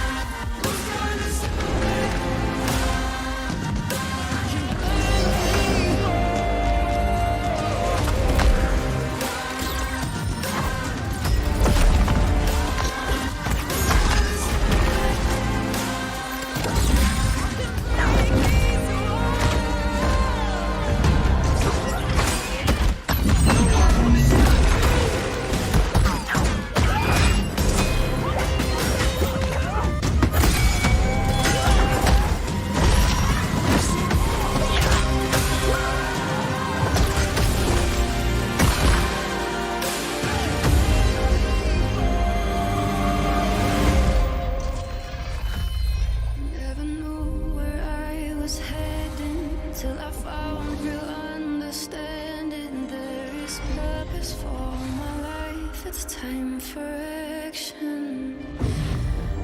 Break these walls.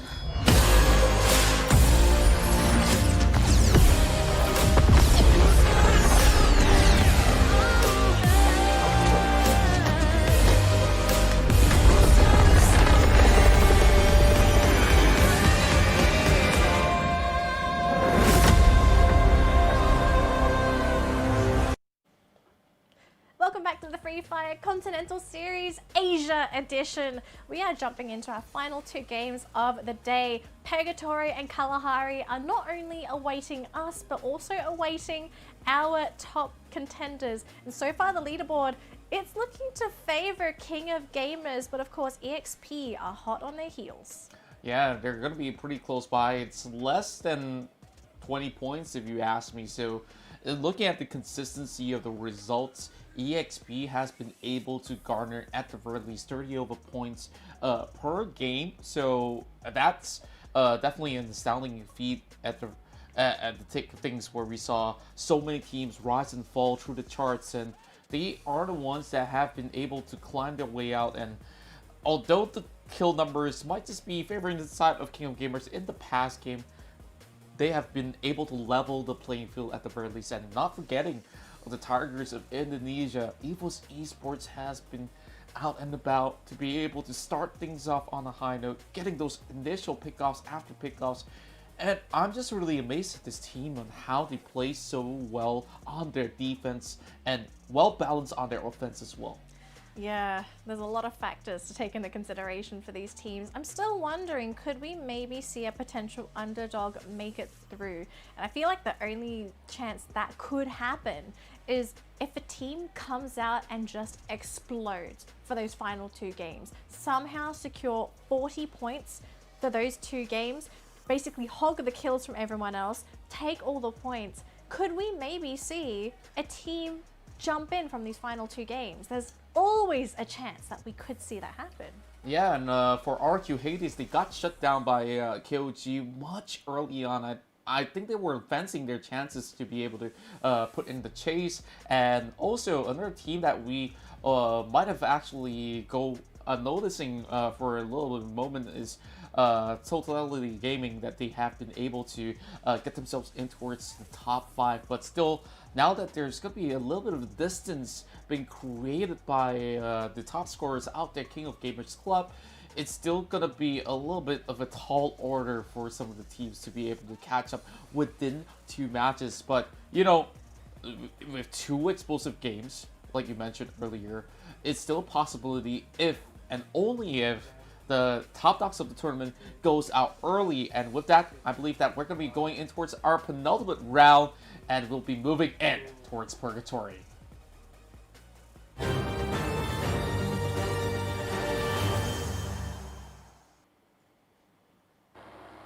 Well, hello, Purgatory. It's good to see you again.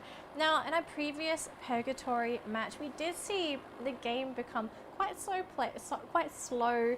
Not many teams were fishing for too many kills. It was more of a snail's race to reach the finish line. Now, the question is, are we going to see the same thing happen again? Because it almost feels with every passing game, we're starting to see more aggression. Teams are getting more comfortable trying to make some of those plays happen. Seems like a deja vu. Like, we are already seeing most of the teams coming in towards Central as well as Fire Brigade once again. And What's happening down there? Is that a party? Yep. Very big cluster of a party. Oh my god. Wait a minute. Oh my god. How many teams are there? 1, 2, 3, 4, 5, 6. There's 6 teams.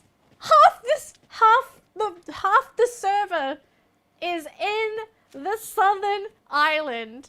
Are you kidding me? Oh my god. I'm pretty sure my eyes are not fooling me at the moment, but it's a rematch coming in from the side of BTS as well as House of Blood, and well, big opening, and that will be a frag to be able to drop one member down from the side of House of Blood. Now, a little bit of advantage given over the side of BTS. They're going in for the far flanks as well. Red going in for the shot coming from the back, and he will not be able to drop them down on their knees just about yet.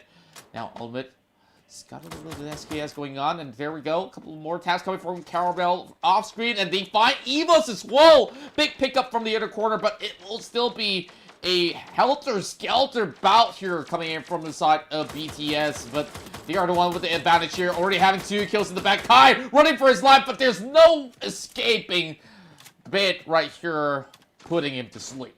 Now there's still one more person left on the side of House of Blood. Can he get away? He's still running. Is his running shoes working? He's tried his best, but House of Blood going to be the first team to be eliminated as Burst the Sky, at the cost of Condemn, they were able to at least secure themselves 4 kills, but that's going to be a painful way to sort of drop out of the series so soon.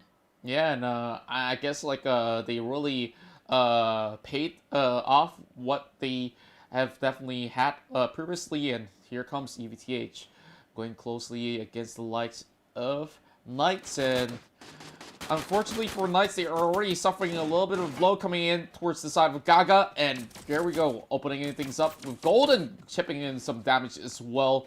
Jonah goes right across, and this will be a full push coming in from the Thai side, but TG is hunting out in the open with a depleted side of BTS. Now, 2 members remain, and now full flush coming through, and over on towards the kill feed, we see EVTH clears off Knights, and, well, you gotta say goodbye to the Chinese Taipei side. Yep, and Burst the Sky, they have lost 2 players. Bayo was left to bleed out, and Shin, he's the only one here. Ultimate is quite a ways away, trying to smite from quite a distance, and it seems so far Shin, he's able to maneuver around TG. Can he continue with the play? No, he can't. He will get shut down. So it's now Ultimate who's almost able to get the drop off onto Golden. So quite a price to pay for TG. They do manage to secure 2 kills off of Burst the Sky, but I think for now, Ultimate's just going to have to say, I hope I can get out of here, because 6 kills is a pretty great way to start the day. Yeah, although they did get a 6-kill lead in their favor, it seems like their hopes of getting higher ranks will be slightly dimmed out. But hey, we've seen some great plays happen even in terms of duo or solo, so there's still going to be a little bit of a sort of a saving grace for them at the very least. Now, over on the side of Geek Fam, they were actually having a good steady first half of the entirety of the competition, but with that last round really not getting all too much points out of that, they have already lost a little bit of that sort of lead that they've set for themselves. Same goes to the side of V Gaming, who definitely had seen better action back in towards the play-ins, and also during this stage itself, opening up with that massive booyah, but now they're just trying to find their winning ways once again. As for RQ Hades though, last game, absolutely costly. The game that they shouldn't have dropped. Yeah, we'll have to see if RRQ can make a comeback. We have seen them literally explode when they need to. So is this going to be the game where RRQ decide we are going to go Super Saiyan? Is this the game where they decide to just go off? Perhaps so, especially if that sort of zone, if it moves towards anywhere close to its Brasilia, they will definitely have a little bit of that advantage. And we saw those sort of setups where they really take one compound for each of their members. But KOG, let's just call this the KOG hill for now, because they are always in the same spot, right across the corners of Moat House. And I think they might need to rename to King of the Hill, because Yeah. it just seems to be the game that they're playing most of the time. Absolutely. Now, Osaka, though, he might just be able to spot out another member of Evos ID over on towards their backs, but the Tigers are currently in their natural habitat, just between those sort of the forestry and a piece. He might just be able to get a setup over onto the side of V Gaming and going up close personal, and this might just be the cue to call to be able to just perhaps get a couple of pointers off of the Vietnamese side. Yep.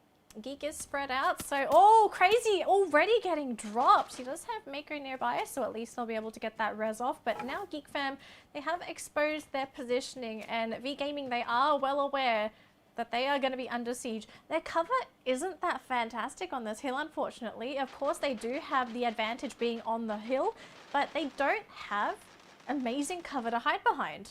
Yeah, I was really surprised that they were actually flanked from the open areas of the terrains. As Geek Fam, they have been able to actually get a little bit of a hold of the side as well, but nothing too much of a threat that will be able to send too much of a danger towards the side of V Gaming. They do get themselves back on track, fully healed up, and perhaps now they are much more ready to take on the side of Geek Fam. And well, it seems like there might just be a danger zone coming into the way, but not just about yet.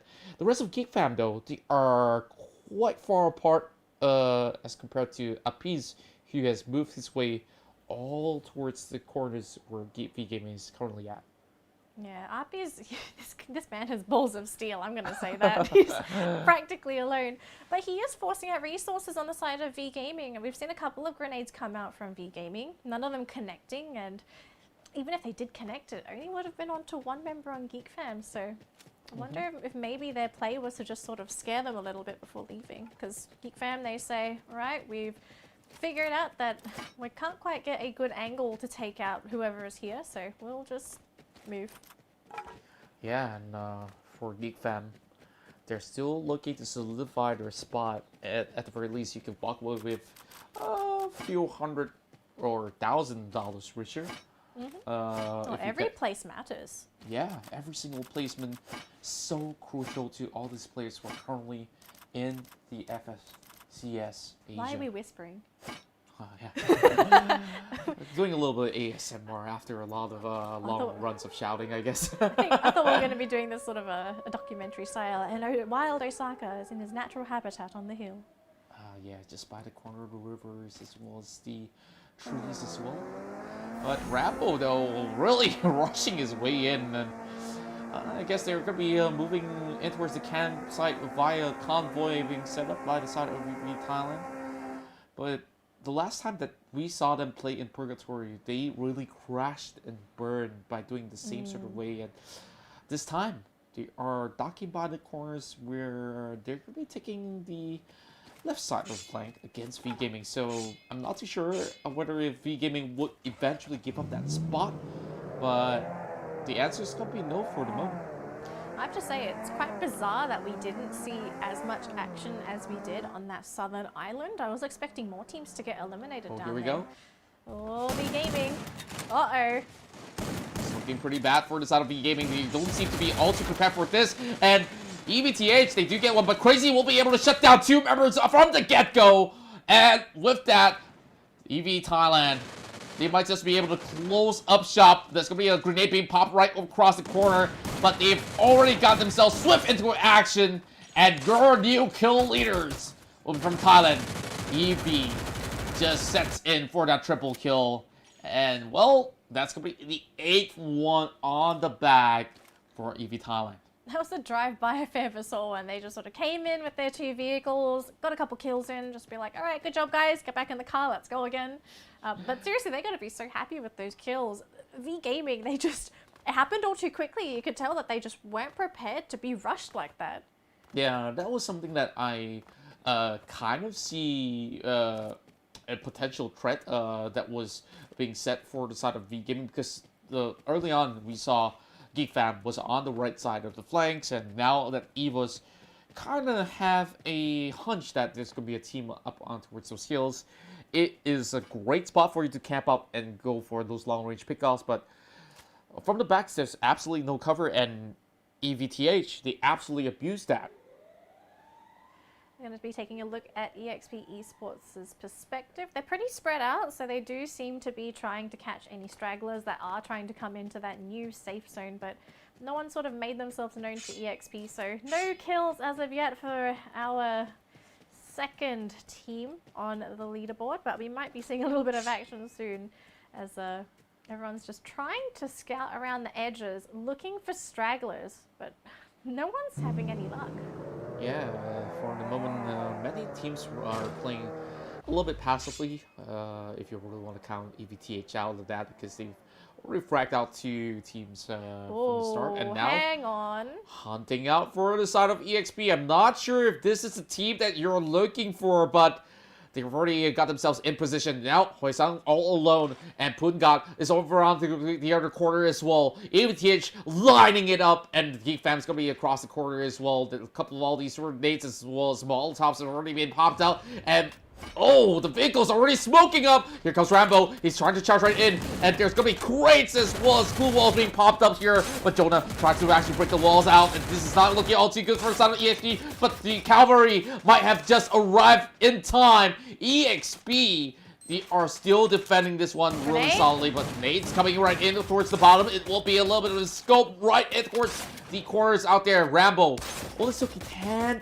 damage in total, and still they will be able to open things up. More glue walls coming over from the side of Pungat. They get a double layer at the very least for him to run across, but he will not be saved at all. Pungat already down for the count.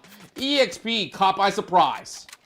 It's going to be a really tough one for EXP to try and bum rush into EVTH here, as unfortunately being in that watchtower, it's going to be hard to aim them down. And poor EXP, they actually looked like they were going to be able to knock out some of these EVTH players. They did a fantastic job delaying, but at the end of the day, delaying doesn't mean anything in Free Fire. You have to get a knock or a kill to make any difference in these fights. And it looks like, oh, we've had a bit of a knock there on Evos, but luckily we did have the res. I'm assuming King of Gamers got the drop there. Yeah, King of Gamers definitely want to take them out of the competition if they can actually shut them down, especially in this early stage of the game. They're not too worried about what happens in the very final match itself. Trying to actually burn out the vehicle, and here comes that rate of bullets straight over around the corner, and that will be another member out for the side of Evos. Now they're trying to actually sprint off, but there's no escaping from this. They're already marching right in. TLX now with the glue walls. It's gonna be Cav that comes in for KOG as Mr. 05 will be shut off, and Evos Esports IV crashes out. KOG making it look like a walk in the park. Starting to ramp up as well. 3 kills for King of Gamers, so they are starting to rack up those points. Of course, they are going to be focusing on trying to get that booyah, as it seems that title seems to have eluded them every game up until this point. Oh, and here we go. Another team fight going on. Heavy is going to commit to this one. Oh, beautiful grenade landing onto Osaka, and he's also very much alone, so they're going to be trying to get another grenade in. That one unfortunately goes onto the wrong side of the glue wall, but they will take out a crucial member of King of Gamers. The main sniper eliminated, and this might cripple King of Gamers' late game potential. Oh boy, they just volleyed that nade all the way across, and now this is looking pretty good for the side of Heavy, not gonna lie. I love all these walls being taken out already. KOG, those seem like they have too much cover, and both of these teams can't really hang on for too long here because the next zone is a little bit further off, and TG now heard all those gunshots. He's gonna be tanking it for a little bit, but I don't think he has much health, and oh, he just vanished. We got a drop there onto King of Gamers. I can't quite tell who it is. I believe Getboo is the one that's still standing. They do get the res off. Oh, but this is a very scary moment for King of Gamers. They're in a very exposed place. There's really nowhere to hide on the road like this. Yeah, they gotta make themselves cutting across the fields, and RRQ now. They have to really find angles to be able to actually take them down. Leglov's already in charge, and almost taking out Rambo out there. He's only got 30 HP left on towards the corner, and he's trying to hang on to that really threat. And Jonah already relocating themselves. They know that if they were to spend a lot more time here, they will be gatekept by the other teams out there, and Geek Fam seems to be poised to be able to clear things out. Oh man, EXP bum rushing into EVTH. I think that might just be it for EVTH. They're actually being jumped on by EXP, of course. There is, I believe it was Geek Fam, hiding in the building. Heavy though on the outskirts, looking very healthy as a team, looking to snap up some kills themselves. They only have 2 so far, but they are looking to try and take down RRQ. And of course, this map is shrinking, Contra. Oh boy, and EVTH, they are making this massive run of kills, and for RRQ Hades, They are just having their backs against the wall while Geek Fam is committing towards the attack toward the back. It's going to be Heavy here that will be able to clip out members of the side of RRQ Hades. And they're only with a brick of HP. Even Colin crushes out 5th place. And wow, it was Geek Fam that will be able to get that shut down over on the corner as well. Heavy, though they only have 3 kills in the back, they have been able to get RRQ out. Yep, RRQ now in 4th place. We have 3 teams remaining, and Heavy are looking fantastic going into this last tiny little circle.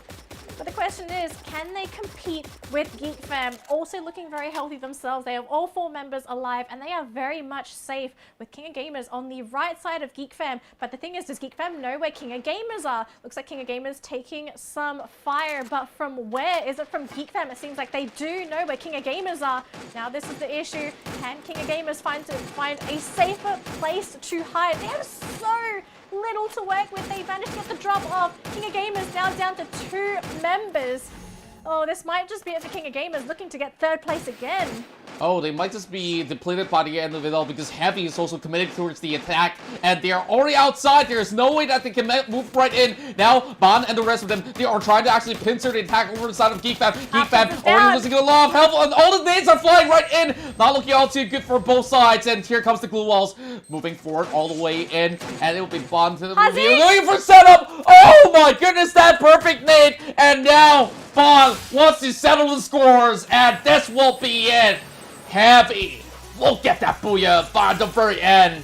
And now, down towards the very last game left. Heavy of Vietnam finally getting their way into the action and etched their name in the FFCS Asia. Of course, for Heavy, the points are going to be crucial for them because, of course, you want to try and get as far up the leaderboards as you can. Each time you go up, you will be getting more money. So, of course, for Heavy, they're going to be so happy with their play for this round. King of Gamers, the Booyah, once again, eludes them. It's like chasing a unicorn, it seems, for King of Gamers. They can never get the Booyah, but their performance leading up to it, they always get 3rd place. Yeah, like it's like they're always the bridesmaid in this service scenario at the very end. But hey, they found that formula. They got the decent kill ratio, and that consistency really paid off for the likes of King of Gamers Club. But Geek Fam now back in towards the 2nd place. In it seems like a reenactment of the very first Bermuda match that we see, except for the fact that instead of V-Gaming, it's being replaced by another fellow Vietnamese team in the form of Heavy. Yeah, that seems to be the case. I'm looking forward to seeing how the leaderboards kind of shake up, as EXP did get eliminated rather early coming into that late game. Of course, King of Gamers, I think consistency is their word. If they had a slogan, it would just be consistent. I don't think there's any other way to describe King of Gamers. I don't know how they do it. They always manage to avoid conflict and to always put themselves in such a favorable position to place high. Yeah, I think that they have a really slow, methodical gameplay in the early stages of the game. All they do, hold those angles in, then they look at the shift and pick the next optimal areas. And when they actually found the likes of Evos ID right down that hill, they knew it was time to strike. And they made it clear, okay, we got some vehicles, let's push right in. And after that, they were actually contesting with Heavy. Interesting enough, they kind of diverged towards 2 different paths, and they were just running like Forrest Gump down the hill, and both of them made it out surprisingly without suffering too much of casualty, and they only met at the very end out there. But because they were a little bit further back and towards those sort of the outskirts of the zone, and eventually they really have to either pick up the fight against Geek Fam as well as members of the side of Heavy, and they don't seem to be able to find the answers to break through those defenses, because Geek Fam was playing pretty well throughout this entirety of the match, and that's due to their placing inside of the fields as well. But Heavy, I gotta say, it's very unlikely to see somebody coming from the hills to still be able to walk away with that booyah so cleanly. Exactly. I don't think Heavy didn't suffer any casualties going into that late game as well, right? Indeed. No one got knocked. All 4 members were alive. Sure, they took a little bit of damage each, but doesn't really matter. Anyways, let's take a look at the points for our 5th game on Purgatory.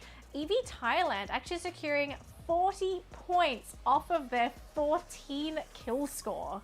This is very crucial, especially now with King of Gamers receiving much less than before, and this is definitely giving them a little bit of light at the very end of the tunnel for the side of EV Thailand. But RQ Hades, very unfortunate stuff. They walk away with no kills whatsoever, and now standings are updated, ladies and gentlemen. EXP Esports, they got crushed out by the competitors out there, and now there's going to be a little bit of a gap being set out there, but still chances are still left available.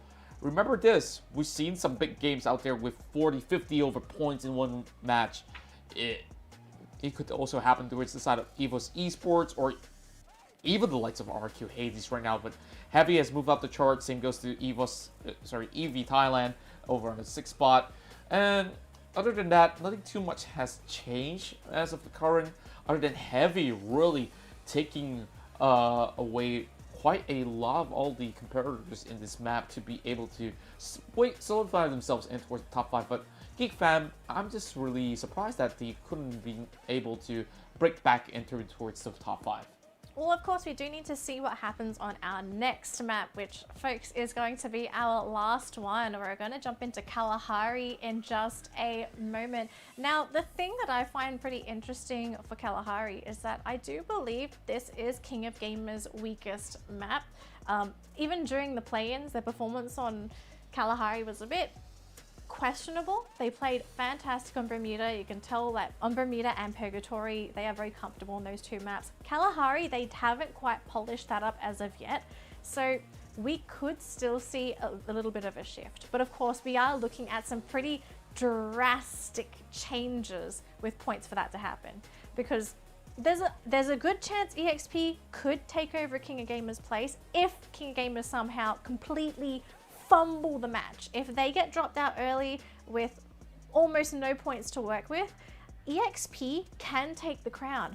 But the same thing can be said for Evos. If Evos go ham, and when I mean ham, they're going to have to get more than 12 kills plus the booyah, there's a chance. Yeah, there is the a game chance. Is still wide in the open for some of the teams out there. And back towards the highlights of the previous match that we've just witnessed, the likes of Heavy taking that booyah. Oh, you saw Burst the Sky going for that early engagement against House of Blood again. It was a reenactment of the first Bermuda, but this was the stuff of beauty with EVTH really rushing members inside of V Gaming out, and I guess things really didn't work out for the side of V Gaming ever since that they were getting the first booyah of the match, and it seemed as if they were cursed from getting any more out of that. It always seems to be the worst case scenario for V Gaming, right? They look so good, but every single time either someone finds them or some unfortunate circumstance happens, or they're caught in the wrong place. A lot of bad things have happened for V Gaming, and it's such a shame to see them fall so far down, but they still have one more game to redeem themselves, right? They're not completely out. I still want to know if we're able to get 2 booyahs out of any of these squads, because we have had a new team booyah every round thus far. No one has managed to get 2 booyahs. That's why we see many of the sort of shifts happen over on towards our standings as of the moment, and I believe that if any of the teams get that second one in the bag, will be sending their hopes way up high, and this time Heavy on the limelight with 3K, Bond, Panda, as well as Fudai, that has been able to garner that massive 3.2k damage being put out, 8 kills in the bag with a total score of 36, but unfortunately for them, the championship title seems to be too far of a grasp for the very final match, and they still put up quite a respectable run at the very least. Yeah, but there's no way you should be giving up right now, right? Of course, you want to try and aim as high as you can. Even if you don't make the top 3, getting up to 4th, 5th, 6th, you're still looking at a pretty hefty chunk of money to work with. So of course these teams, they're not going to give up for this final map. They've got to play their hearts out if they want to get their hands on as much money as they can. And it's going to be on the scariest map, Kalahari. Yeah, and it can either be a beautiful ending or a disastrous one for the likes of King of Gamers. I'm hoping it's going to be as dramatic as our play-in Kalahari match last week. For anyone that missed it, it was a grand finale. It's a great way to finish the day. So I'm looking forward to Kalahari because our third match, which was also Kalahari, the game was great. It was so intense. Yep, and I gotta say that with that, this is gonna be a very, very intense battle coming in from them as well. But it seems to be that members of the side of RQ Hades seems to be the experts coming into those sort of the high ground terrains, coming in from those corners, and well, just having a little flashback of that match that we just saw early on game number 3. They really worked it out like perfection, and everything just came in like clockwork. And even towards that nosedive all the way down the bottom of Refinery, they has been able to actually pick up the steam and walk away with that booyah. If they can reenact that run, it's still possible for the Indonesian side to be able to come real close to the top. Heck yes. I'm so looking forward to this match because anything goes. Because of course, the name of the game is Free Fire. It's free for all. No takebacks. You get what you're given. So of course, Kalahari is going to be a beautiful map. For anyone in the chat right now, make sure to cheer for your team. Even if they haven't played to the best of their ability or you feel that they could have gone higher, still let them know that you're cheering for them. Send them your energy so that they can try and finish as high as they can on that leaderboard. And we've just been informed that we are 2 minutes away from our last drop of the day. I am so excited. I am as well, and of course, for those of you guys who have been here from the start, and maybe you guys might have joined us, do tell us who do you think will be walking away with the championship title. Of course, put in the hashtag those 3 letters of your favorite team and with the word win behind to show your support and love, or just pop in that sort of the emoji where you can just pop those flags right across to just, you know, give that love towards your fellow countrymen, or if you guys are just massive fans of Osaka, or you guys love Pungat and the other competitors out there coming in from Mr. 05 and many more. They are having the time of their lives here, displaying all the talent, and this is a year's hard work for the players, and for some it has been years after years from the start of Free Fire competitive scene. Now it has come into full swing for the Asia side, and remember this, there's still going to be the international bouts out there. I can't wait to see how would they fare against the likes of Europe, or from the Russian region, as well as the MENA region as well. I think that's going to be something we're all looking forward to, right? Once we're able to unlock the international regions, when we can start having those international events, how well do we fare against the rest of the world? Yeah, that's going to be so exciting once the time comes. The last time I casted another major event was the World Series, and it was such a dramatic ending with the Corinthians really putting on quite a big comeback in the Free Fire World Series. But of course, that was then, and now this is a brand new chapter being written out here, and now it's time for our very final match for our final booyah in FFCS Asia, and we are going straight in towards Kalahari. And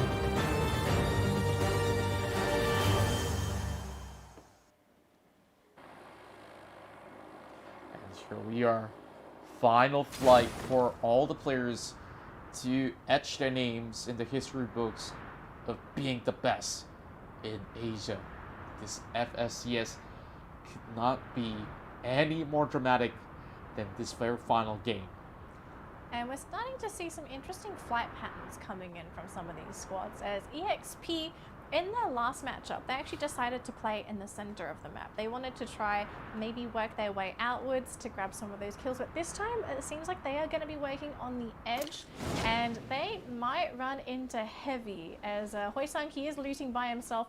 This was something that I found pretty interesting from some of these teams. Some teams have been looting and spreading out their members, whereas others, well, it looks like we're going to be seeing a fight now as, I don't know how it's always burst the sky, but this team is always fighting something.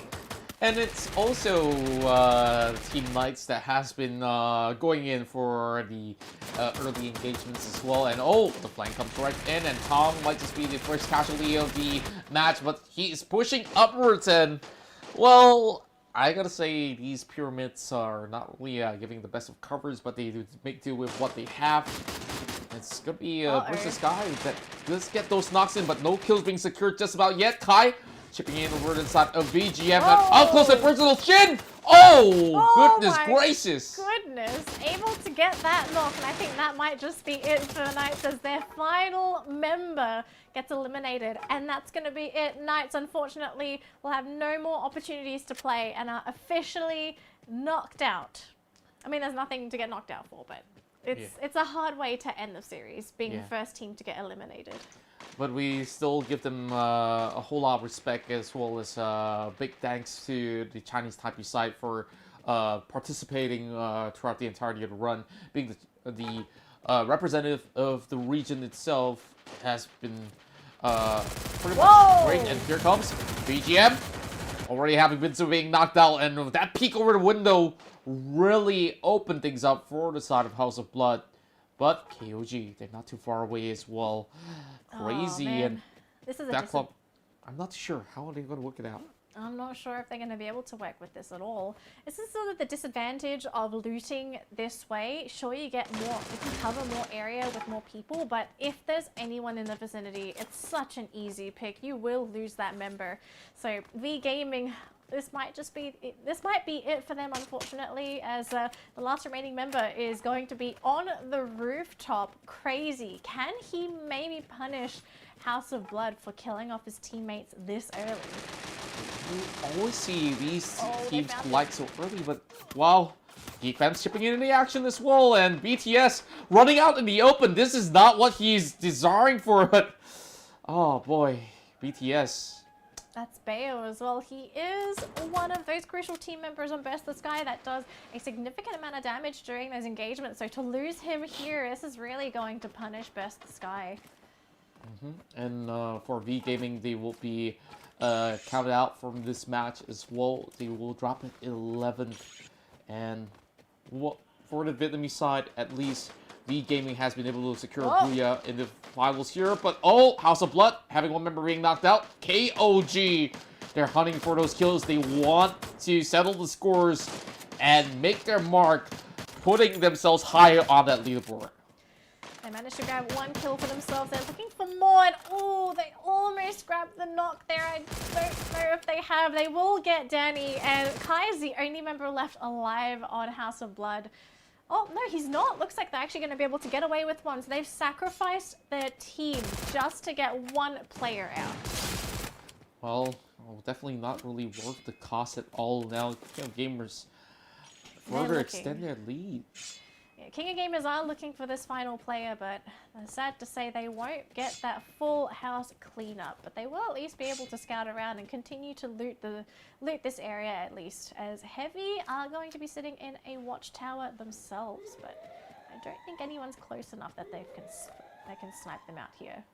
You can definitely see a lot of all these top teams out there are just sweeping by the corners of the zone, just hoping to actually hunt out all these kills. And same goes towards the side of Evos ID. They're trying to chase up the score lines. They've seen the kill feeds. KOG already secured 3, so that's another 6-point extension. But that random spray is just going to be doing a little bit of the noise out in the streets, but nothing that has been garnered from that moment out there. 2 kills already in the backward side of Evos, but now a little bit of exchange coming from the corner of the side of BTS. Yeah, this is a really bit of a risky play from Evos actually, to try and chase Burst the Sky in such open area. They're putting themselves at needless risk for very low reward kills. Yeah, and for the side of BTS, they honestly have nothing to lose at this moment. Like, if they want to commit to this fight, they will bring the fight to them. Like, although they are down towards 2 members, they of course can look to actually escape, which is what they're currently up to. But that was really a good opportunity for them to maybe get 1 member or 2 out of the side of Evos ID. Yep. And Burst the Sky there, they were the ones to leave the vicinity. And of course, we're going to be taking a look at EXP.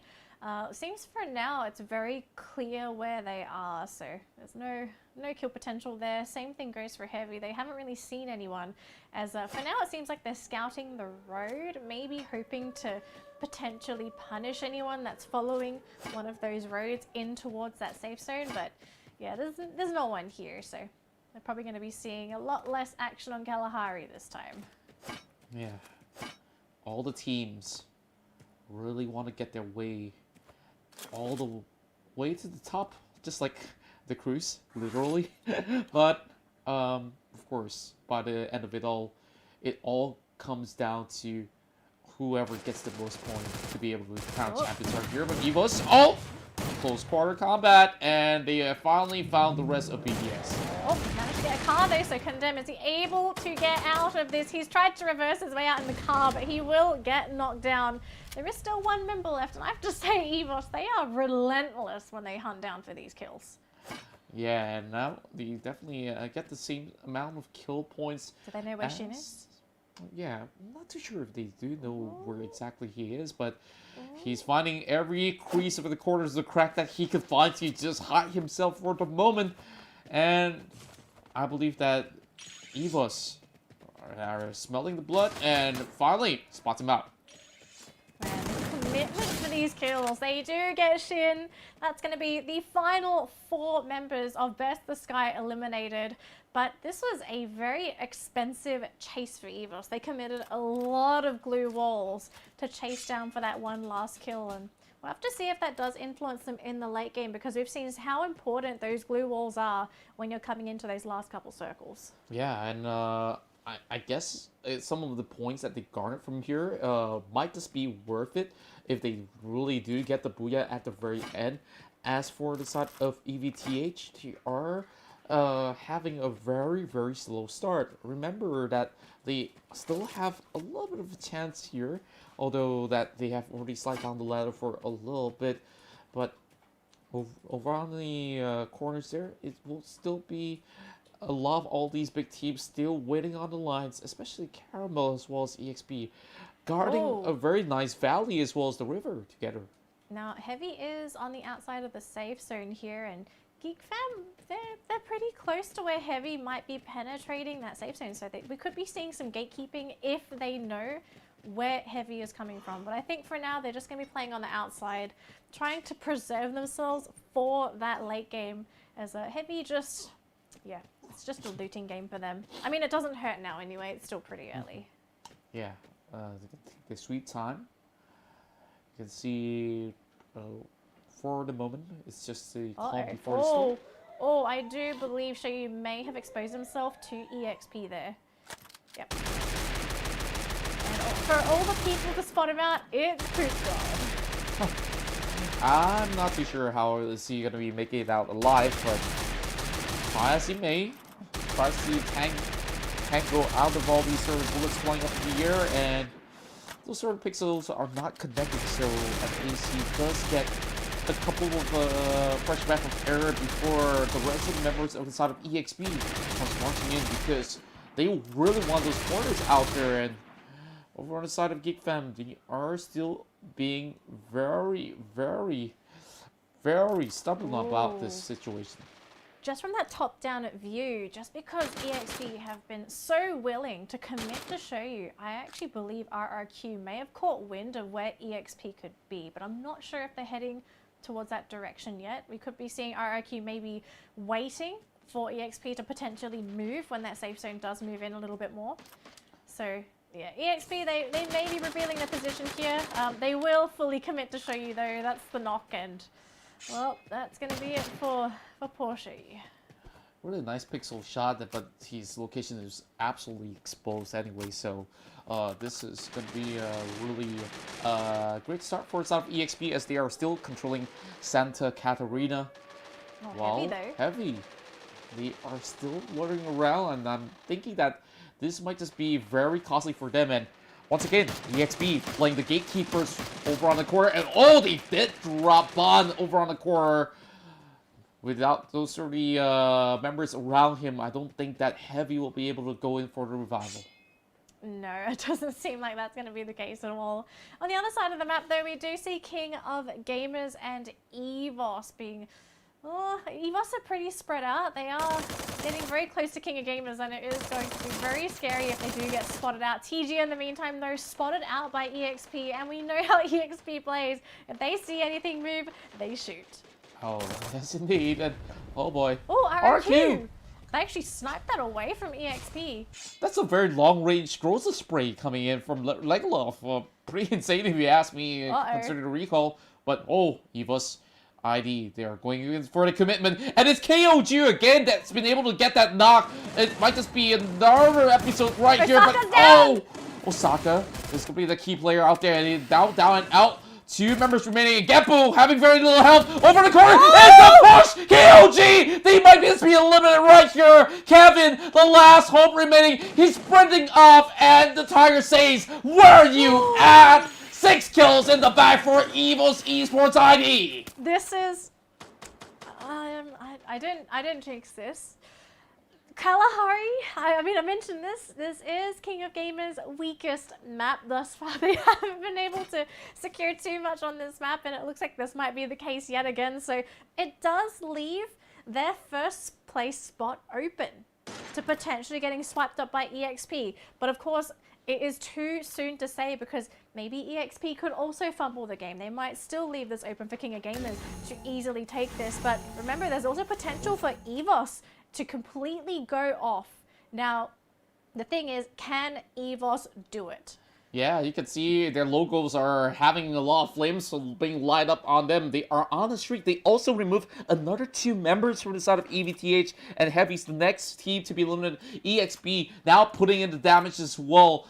The problem is this. Of course, they might have 1 member remaining from the side of KOG, but the chances for them to get those frags in is going to be much lower than possible right now. With that sort of push coming from Mr. 05, this is going to be a sort of commitment coming in from the side of Evos. Already 8 kills, and with this is going to be Street. Oh, getting picked off from the back. The Cruise bites back. And these noisy neighbors seems to be going at it for quite some time now. But EVTH, they seem to have a good spread, but looks who's coming. It's RRQ Hades. RRQ's coming in, and did they actually manage to get that quick snipe off? Evos, they've lost Mr. 5. Is that another knock as well? They're taking lots of damage. No, they do get the revive off, so at least Evos will survive with 3 members for now. We'll have to see if later on they're able to get another knock. Looks like EVTH has been eliminated as RRQ are now desperately trying to get their way easily into this safe zone. Now, Evos, they are under fire. RRQ are still remaining with 4 members, but Evos, I'm not sure if they're going to be able to make that. Booyah! They are quickly getting eliminated by RRQ. Whereas on the other side, EXP, they have a couple members low, but they are healing, and with 4 players, EXP, they are looking to take that first place away from King of Gamers. Is that going to happen? This is the golden moment right here for the side of EXP, but that zone is going to be a little bit further away from them. Now RRQ remains, and Geek Fam hiding under the ship. They might just be the torn in their flesh if that's going to be the case. Now O'Connor's going to be looking to be able to chip in the damage. Although members to the side of Evos ID gets a whole lot of kills, this is where Apis might just actually be able to actually secure a little bit of a setback for the side of EXP. A little bit of nade being set up as well. A Carabel is going to be knocked out as well. Now Pungat, they got to make a swim. RRQ over on the corner, and this is what we're talking about. RRQ Hades have the chance to actually make a comeback as well. EXP, they are pretty much depleted, but this second place finish might just be enough for them, but I can't really tell for now. RRQ Hades, they're doing it! The Indonesian side, they might just be able to shut them down. Now it's down to the side of Pungat as well. Pungat eliminated. This is going to be a double kill. 1 more member remaining. The final booyah under the belt of RQ Hades! And this is going to be the second one in the back, the Masters of Kalahari. Man, this map almost feels like it was made for RRQ. Second Booyah on the same map. Oh. Oh my goodness. Wow. EXP though, they looked very close to potentially taking that away from RRQ. But I have to say, Arpiz, the thorn in their side. If Arpiz wasn't hiding behind in that shipwreck and potentially keeping one of the members from EXP away from the actual opponents, I think we could have seen a completely different endgame. Yeah, and I think the final shift of the zone plays a big factor as well. Like, they were surrounded by water by the shipwreck of Santa Catarina, but I'm not too certain. They still have a member right across the corner, but if there was an Apis that kind of revealed their location, then the attention span coming in from the side of RQ would not be as significant as it is. And of course, they got Geek Fam to thank for, because now it's really hard to tell who exactly will be crowned the champions, because KOG being knocked out. And do you remember what place King of Gamers got knocked out? I believe it was around like 7th or so. 7th or 8th, right? So they would still get a fair number of points. It's hard to say. It's really difficult to tell, especially now with EXP second place finish, but they do have quite a number of the kills. And add on top, Hades now second Booyah. You talked about this before. They need all the criteria to be met. They need the Titans to fall and for them to get the Booyah. And Evos ID also stands a significant chance at this because they're the ones with the most kills, if I recall correctly, in this map. I'm hoping we get to take a look at the stats, but I'm not sure. I think they're going to hide the stats from us until the very end. Yeah, and there's so much tension. Oh my god, it's really, who's going to win? It's nerve-wracking to all of us right now. Like, we're wondering who will be able to actually take the championship title to be crowned Kings of Asia. And for now, we just really have to wait and see. The very final moment right here was a beautiful ending for RQ Hades, but is it enough? Is really gonna be the big question right here. And King of Gamers, I'm not too certain if those points were gonna be enough for them to just solidify themselves to just sit on the throne where they were holding for so long. Absolutely. And I'm wondering, depending on what we're looking at for the final score, how close we are looking at between the first and second place team. Is Arpiz going to get a very angry Facebook message from EXP? Perhaps so, but or maybe there's gonna be a lot of conversion of fans coming from different countries as well. He can be a hero or a villain on either side of the coin, but man, it depends on how you kind of see the situation, right? If you're either cheering for EXP or if you're cheering for whoever, really. But man, the fact that Arpiz made that play though, it could have been a massive game changer for what we could be looking at for our champion. Yeah, and Geek Fam, I really gotta commend them as well. Like, putting that really dramatic finish aside, like, their run today has been very, very consistent in a couple of all these matches. And of course, a few, they did go into its early engagements and fall out pretty short, but still, very, very good run at the very end of the day with a top 3 finish. But this is where he is literally the game changer out there that might have affected the entirety of the scorelines. We'll have to find out, won't we? Oh my gosh, we're still calculating the scores for anyone that is wondering, so don't go anywhere. We will be announcing our champion in just a moment, but our refs are working very hard to make sure that they bring to you the champion for the Fire Continental Series, Asia Series. I'm really looking forward to it. I mean, I could try and guess who it could be. I kind of have an idea as to who it could be, but I don't want to say at the same time. Yeah, I guess like we will not. I'm not even trying to even calculate the scores at the moment. I just really want to see. You don't want to math?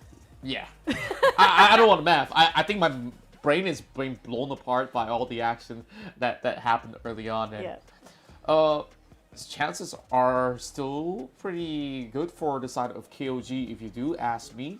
And Evos ID looking relatively great as well. What are the chances that we potentially look at a tie? EXP is actually in a really good spot because they finished second. Exactly. And the kills are actually in a really good spot as well. I want to see if the Wonder Boy at such a good age and so many years ahead of him as well, he might just be the youngest player to be able to actually win the trophy. I think so too. To be honest, I don't know how old he is. He looks very young, but man, you wouldn't think someone like Purgatory would be that good at that age. Yeah. I mean, we were saying off stream, right? Could you imagine how good he would be if you just gave him a couple of years? Yeah. Give him a couple years to grow up, to get better, to play more Free Fire. Honestly, he could be a Poon God.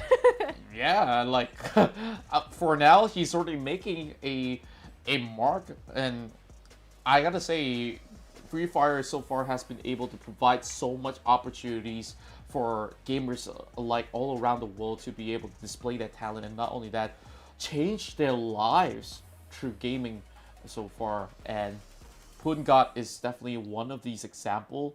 And not only that, Osaka 77, this guy, he has been putting those numbers out there day in, day out. He worked really hard for this grand finals, and I think that he will also be one of those guys out there, whether if he wins this or if he doesn't, he's still going to be having quite a number of upcoming tournaments for him to be able to actually prove that he is undisputedly the best. But now, this is a challenge coming in from another fellow Thai squad. Yep. All right, folks, it looks like we are just about ready to announce our champion. So let us know in the comments who you think is going to be the champion for the Free Fire Continental Series. We want to hear it, but of course, we're going to have to find out together because even we don't know who has won. Are you ready, Contra? I guess I'm ready, but we're going to be passing it to MC Kelly to be doing the announcement. Take it away, Kelly. Hello, survivors! Good to see everyone again. We are ready to announce the winner. Are you ready for this? The winner is... Who's it gonna be? It seems like we're gonna be looking at the graphics right now. Our champion is... Oh! EXP! EXP! Oh my god! They did it! The last minute finish as KOG have faltered at the very end. It will be Triple X, Caramel, Hookah, Hoyside as well as Woodgut that will be able to be crowned themselves as the champions of the Free Fire Continental Series Asia. All hail the new kings of Free Fire Asia. I need to see the score. I need to see the score right now. I need to see how close it is because if you're king of gamers, the whole team has to be hitting their head on the table, on the wall, on their phone. They just missed out on first place on their weakest map. It was one of the most dramatic finish that we could ever see in the finals, but we got to crown our champions once again. They have done exceptionally well. Now, back to you, Kelly, for you to cover the entirety of the show, and we'll be back with the stats. Booyah! Great job, guys! I regret that the team could not be here to celebrate with us on stage, but I believe that countless Free Fire fans are celebrating in front of their screens. After 6 drops, they finally conquered all their opponents and earned the title of Continental Champion. I am so proud of you guys. And that concludes our tournament today. I'm sure we'll meet again soon. Bye for now! See you, MC Kelly. Thank you so much for covering the entirety of the show and being a splendid host. But still, questions remain on our head. Yes. How close were the margins coming in for these teams? I have no idea how close it must be. It must be just I think 2 points at most. I really think it was just 2 points. 2 points. I really think it was If just it's going to be 2 points, I think that KOG really ran out of luck for this one. Oh my goodness! It was only 1 quarter!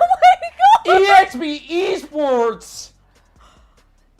This... Oh my lord. Has got to be the worst feeling for King of Gamers Club, but EXP Esports, all that chase that we saw from the early game, that they were getting those kills, it was definitely worth the shot, and by the very end, they were only having that 1 kill difference, and that placement point was just about enough. Coming in towards second spot, it's RQ Hades that will be marching in towards the 3rd place to get that bronze medal in, and Evos Esports will be securing the top 4 finish. But both of them share the same amount of points. But of course, placement does matter at the very end of the day, with RQ Hades having more booyahs in the bag, while EV Thailand has been able to make a resurgent run to be able to secure that top 5 finish. And Heavy, after all of that, they come in 99 points to secure the top 6, and Geek Fam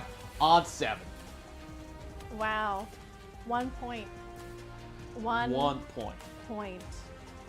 And in fact, if we look into the standings, RQ Hades, Evos, they share the same points. Geek Fam, Heavy, everybody is so close, neck and neck to each other. But it's really boiling down to all the micro decisions that they have done. And EXP Esports, very well deserving of the title. Do you want to know how small that gap is? If EXP had 1 less kill, or if King of Gamers placed 1 spot higher in that last match, that's the difference. Every bit counts. Yeah, and I don't even know how to even begin to break down where exactly did this 1 point of margin came out from. You don't begin, you just leave it. Yeah, would leave this over on towards all the stat sheet. You guys can Google Wikipedia or anything at all, but this 1 pointer in the bag. Oh boy. This has to be the closest Free Fire series we have encountered thus far this year. Indeed. 1 point off of such a prestigious tournament as well. And one of the awesome things about this too is that basically EXP Esports, of course it's a fantastic team, but it's also shining a spotlight on these players and showing how good they are. That even though they came in from the play-ins, they showed that they deserved a spot in the grand finals. That's right, and EXP Esports, what are they gonna do with the brand new 80k in the bank and the title as the best team of Asia? I really want to hear from the boys if we do get some interviews in, but hey, I'm pretty sure all the media is gonna be ringing on their phones by the end of the show. And King of Gamers Club, they deserve a big shout out as well. Like they are still a big force out in the Asia continental run so far. And out of all this, let's check out some of the stats coming in for our final game, just to cover this in the sake of formality. The only team to be able to walk away with 2 booyah, and it has to be from RRQ Hades. And I was a little bit worried about RRQ Hades during the play-ins as well, because at one point the team did feel very, very shaky. They just managed to pull through on their favorite map on Kalahari during the play-ins. Again, they just scraped by for the grand finals, and now look at where they are. Sure, they placed 3rd, but it's also a testament to how fast RRQ Hades adapted to how these teams played and the meta that basically developed over the course of these 6 games. So RRQ, if anything, they have to be so proud of themselves, and I know they're definitely going to be a target for teams when it comes to researching how to play Kalahari. Yeah, and they definitely have set a trend right here, like how they did previously in previous tournaments, and it's great to actually see them back here. And I just can't get my eyes off the screen of the standings, because so far, these past 6 games came down to an unbelievable ending. And still, shout out to the teams over on towards the rest of the brackets that we may not have mentioned yet. Team Knights, thank you for participating alongside with V Gaming that has been able to walk away with 48 5 points with a booyah as well. House of Blood, hailing from Pakistan, gets themselves in towards the top 10. Versus Sky, Total Gaming Esports, Geek Fam, they all did wonderfully well, and we've seen a lot of shift of position, and it really boils down to the very final game. Like we saw, even the Heavy as well as Geek Fam, they could have switched position, and a few more points, it could have been a decider for them to move in towards the top 5 itself, and it's crazy, right? Oh, it is crazy. Especially after today, I don't know if I can watch any standard Free Fire game anymore. I've got to watch all these competitive teams play together. It's just beauty. We saw some wonderful Free Fire today. And I know a lot of our viewers, they're going to be taking some notes from how some of these pros are playing their games. Of course, drop positions as well as how to position themselves, especially when they have those skirmishes. But guys, thank you so much for tuning into the broadcast. We appreciate each and every one of you from being here. And don't forget, tomorrow, because of you guys, we managed to hit our target. And we have some wonderful goodies that you can all claim tomorrow. So make sure to log on to Free Fire tomorrow to claim all of the wonderful goodies from us to you. And of course, thank you for supporting Free Fire from the start when you download the game all the way till now. We definitely love all of your support, and we hope that some of you guys will be inspired to be able to start your own team, to be competing, and it all begins somewhere. If you guys fail, you can try and try again, because just like EXP Esports, they didn't start off on the top of the ladder, but they did finish out strong by the end of the marathon, and with those booyahs that were coming so close to them, they still end up reaching the top, knocking down King of Gamers Club to the 2nd place, and you guys might just be able to do it too. And that's all from me, Contra, as I would like to thank all of you guys for watching the entirety of the show, and I do apologize if there's going to be any hiccups from myself. And Natalie, any last words from you? Let's do this again. Yeah. Let's do it again. We have to have another Continental Series. I definitely will be looking forward for more of these Free Fire action coming to our way, and well, till the next one, as we'll be bidding you goodbye, and of course, we'll see you in the upcoming battles in the fields. So, till then, we'll bid you farewell.